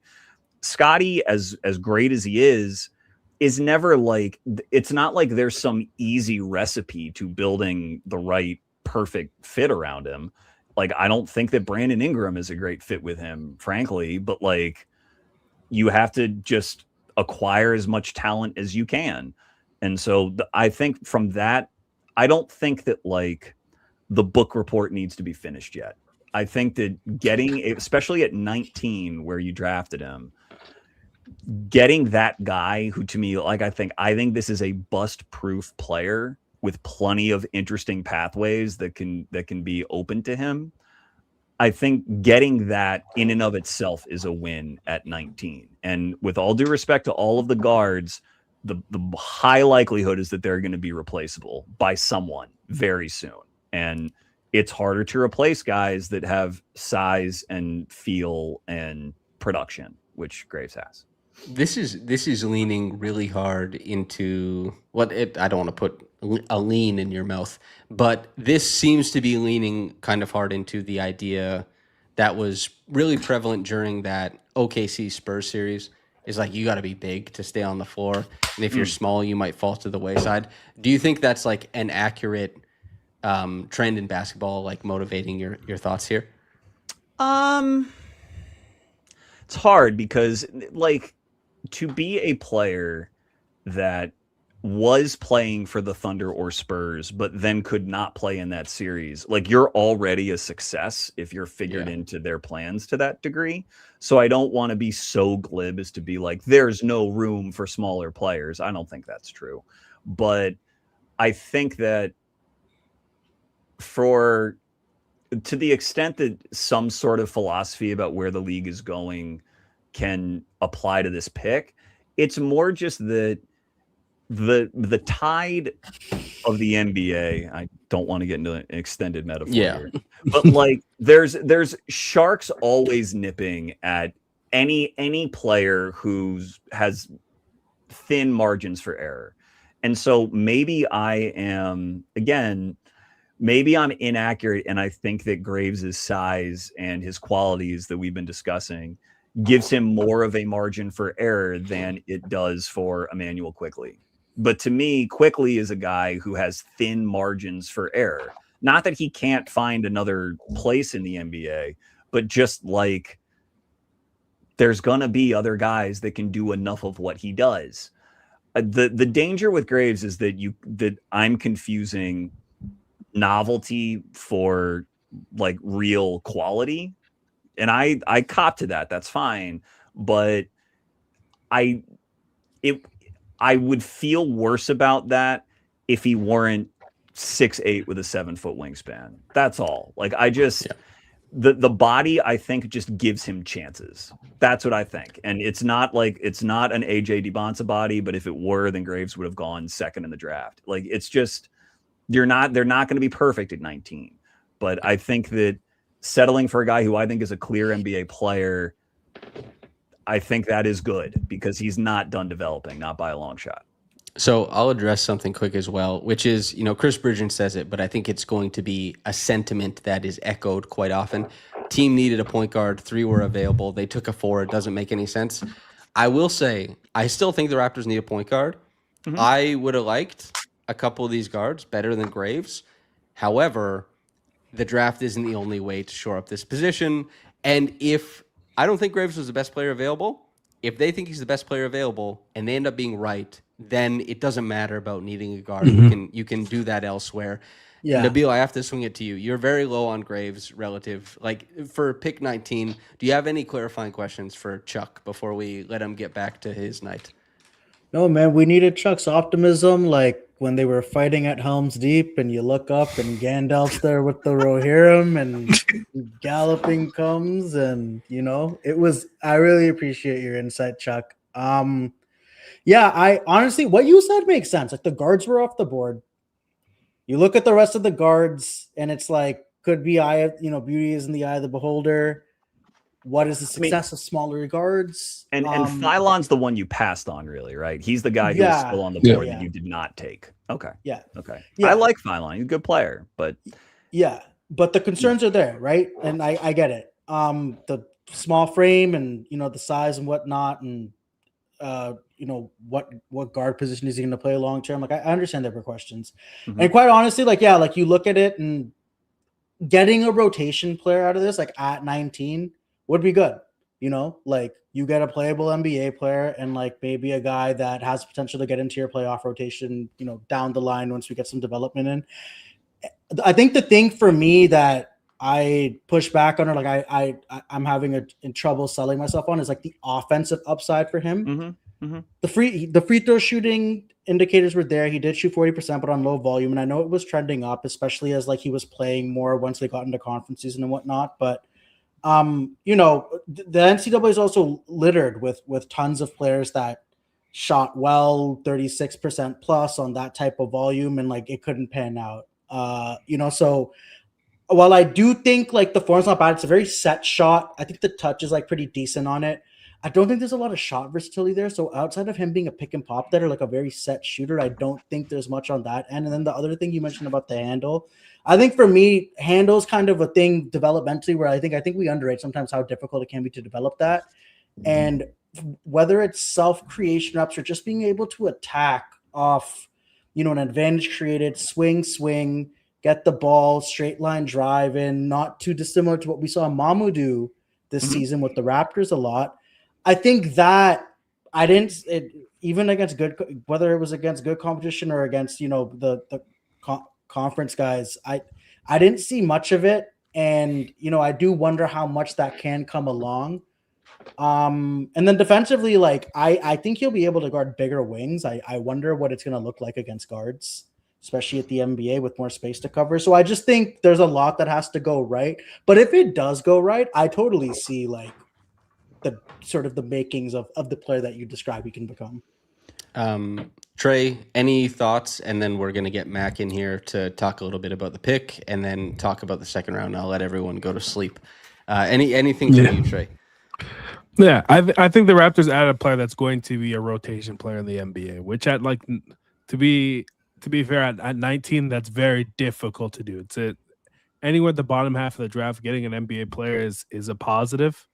While I would have liked for this team to add some sort of shooting or some sort of creation, I do think Graves is like a smart defender. I think he'll be able to be additive in that sort of standpoint. Where I'm hoping to see is that, similar to what Chuck mentioned, just some of that offensive upside. And if there is some of that there, especially from a driving perspective, it will help the team in that sort of sense. So I'm hoping there's additional moves in the summer that help alleviate some of the issues we saw in the playoffs. Okay. Chuck, you've been asked what the ultimate ceiling is for Graves, if you'd like to try and describe it, or if you have comps in mind. The floor is yours, and any closing statements on one of the guys in the draft you really like. Okay, so for an ultimate ceiling, I would say that he is starting alongside Scotty Barnes, and he maybe he scores in a way maybe a little bit similar to Tobias Harris, but does a lot of sort of the gap filling skills that Tobias kind of gets criticized for not necessarily bringing to the table all of the time. So he could theoretically be a wing trending towards more of like a position lock power forward who can score between 15 and 20 a night but with this active, intelligent defense that really helps you win the rebounding battle.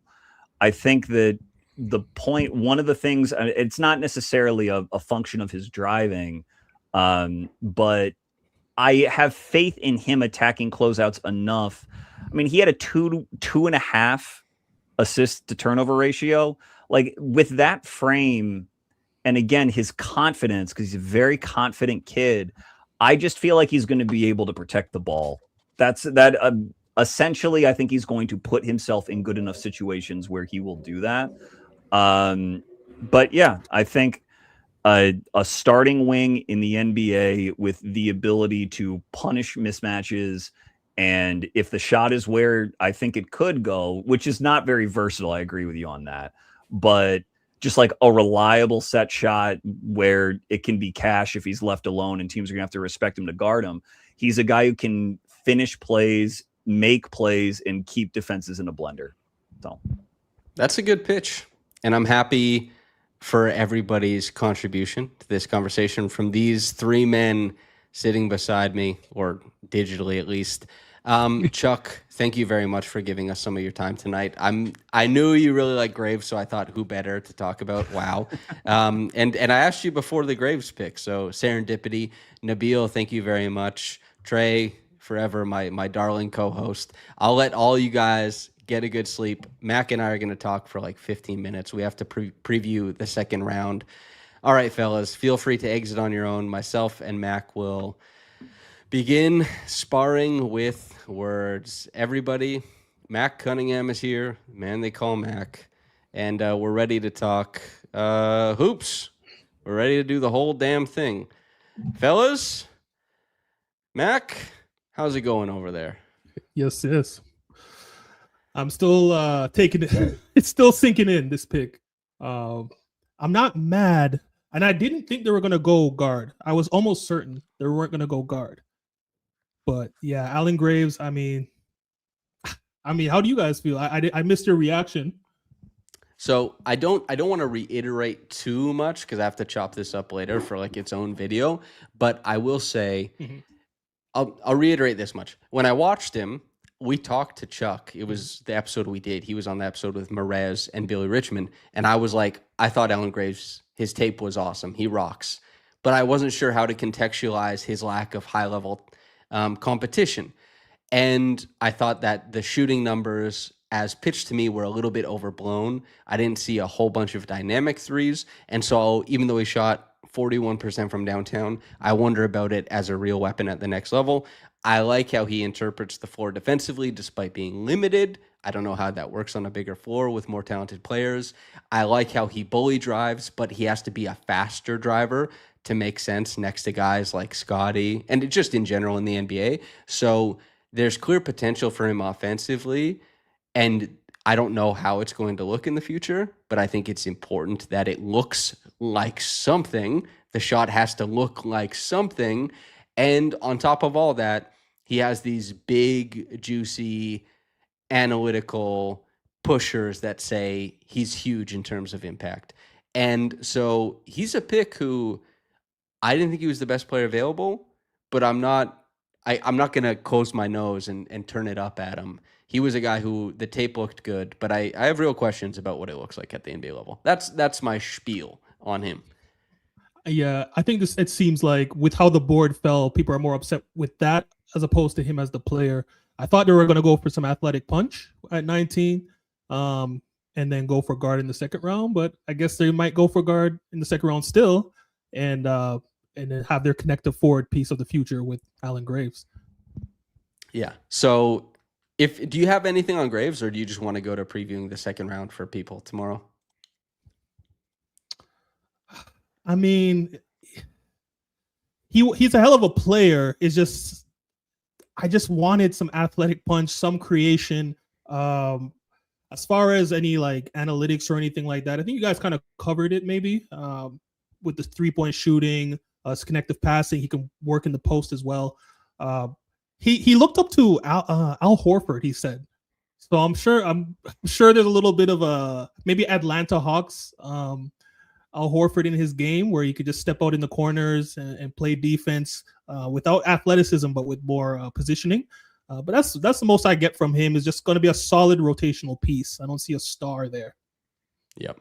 And listen, if he is a solid rotational piece, you take that at 19, you want more, especially in what people think is a deep draft. If you can get, and the Raptors have gotten all NBA players later than this. They've gotten all-stars later than this. They've gotten a player in OG Anunoby who was an all-star in terms of impact, was in the running for finals MVP, but has never made an all-star game from this position. They've also gotten a guy like DeLon Wright, who is a serviceable rotation player at 20. You know, there's been Bruno. It's just, we'll see how Jacoby works out. But yeah, Graves, it's not a sexy pick, at least not for me, but there's a small percentage of people who really love it. Okay, Mac, for all the people who are currently in here right now, make sure to like the video right now so you don't have to do it before you leave. But also, I'll be streaming tomorrow night during the second round, but I do want Mac in here to preview some names to keep an eye out for. We did a podcast about this. I would like to run it back again. If you have any additional names, who should Raptors fans be keeping an eye on for 50, but also if they buy a pick at like 39 or 44 or something like that? I want to repeat a name, Jerome Pierre. Yeah. I think a lot of what he does is he'll give you that punch that you were probably hoping to get with Cam Carr. 6'4", 6'8" wingspan, scored 18 points, 5 assists or 5 rebounds, and 37% from 3 on 6 attempts. So I think that's the explosive bench piece that I think the Raptors should be looking at 50. I don't know if they're going to go with big.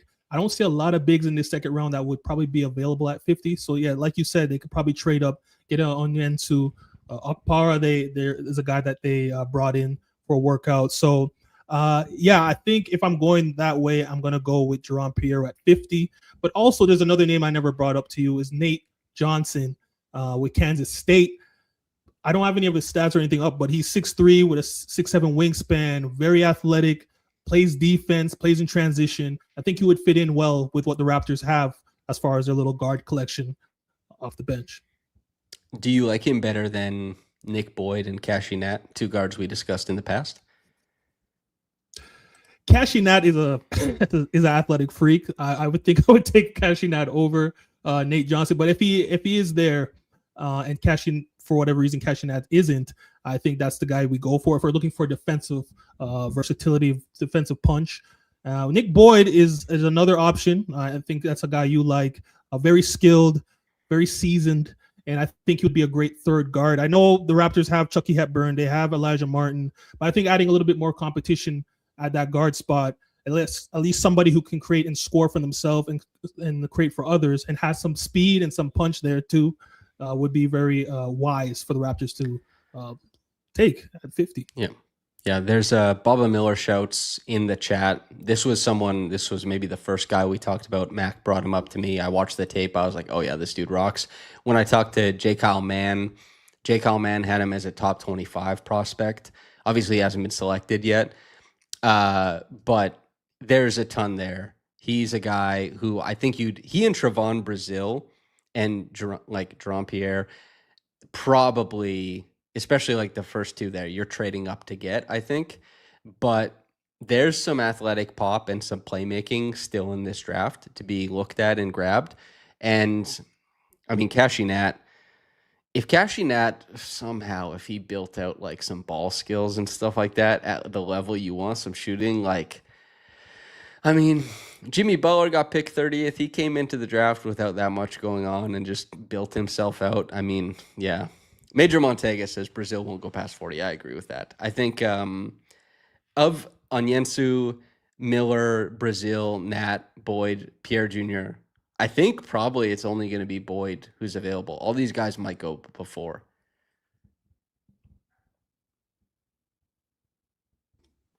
Yeah, I believe that as well. So what's the guard that you would want at 50? I like Nick Boyd. I think 50. Listen, Tamani Kamara went 52nd. Every once in a while, there is like truly a game changer that deep in the draft. But I think to shout out the guest who was on your prior, you are chucking darts sometimes, trying to hit something It's not as certain as other picks in the draft. It was also why I thought the Bronny James nepotism stuff was like all just a crock of shit, because it was like, all right, everyone's making how many 55 or 57 draft picks do you hear about 3 years after?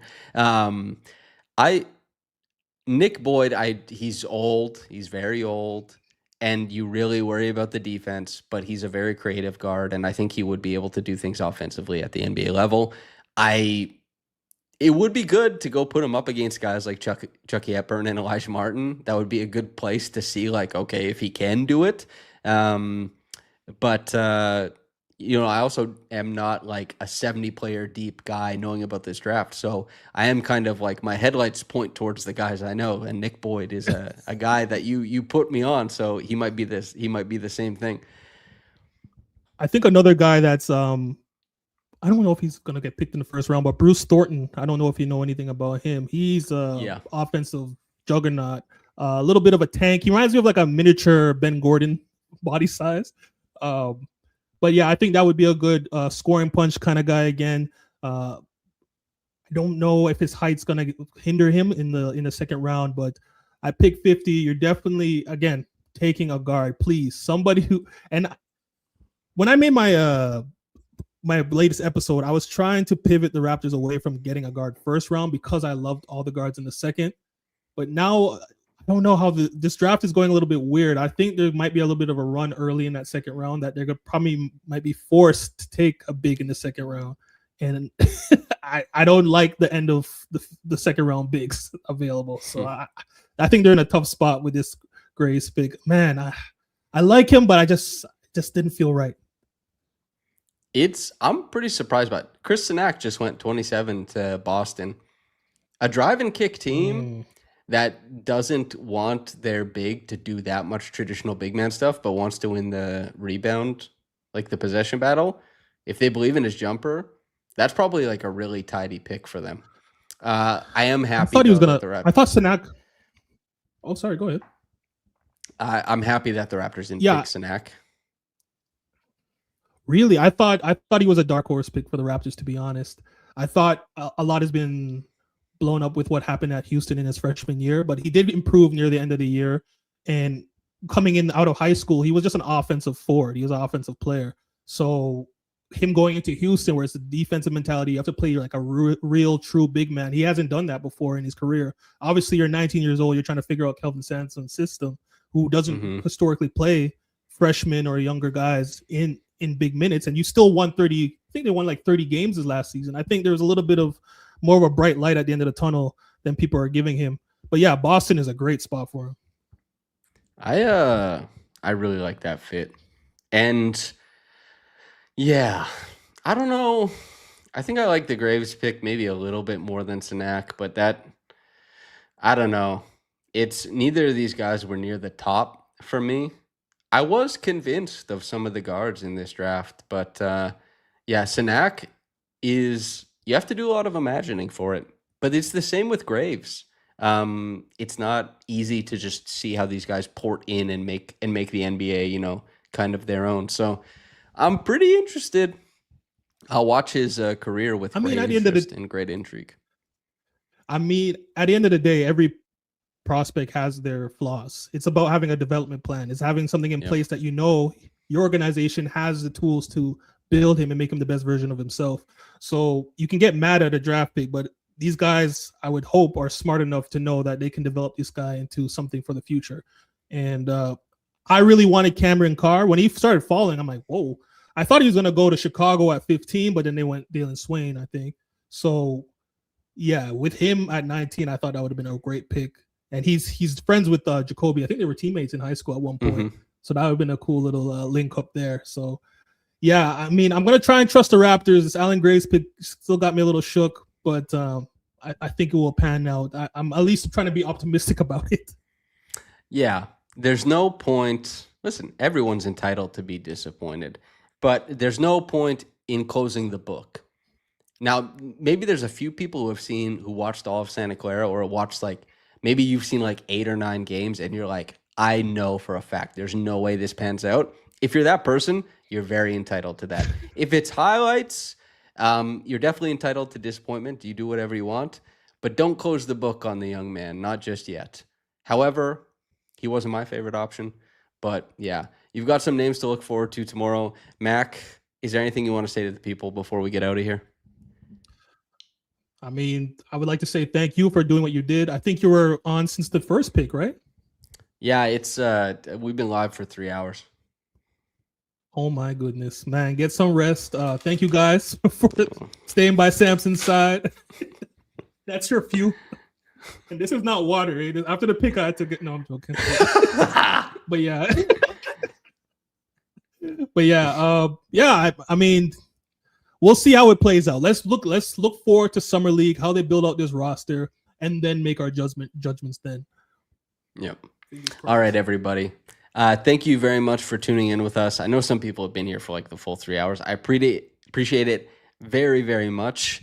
I won't be going live from pick 31 tomorrow. Maybe around like pick 45 or something like that. I start tapping in, but I will be live tomorrow, so that'll be I'll be hanging out doing our thing. Make sure to like the video before you get out of here. There are a lot of views on this one, and a lot of likes would help more people see it. I have to let Mac go. He's got somewhere to be. I have to take all of this and cut up the portion of the analysis of the 19th pick and put it out as a separate video. We're all getting out of here. Mac, thank you very much. Chuck, thank you very much. Nabil, thank you very much. Joe Wolfon, thank you very much. Trey, thank you very much. Listeners, viewers, thank you very much. We appreciate you.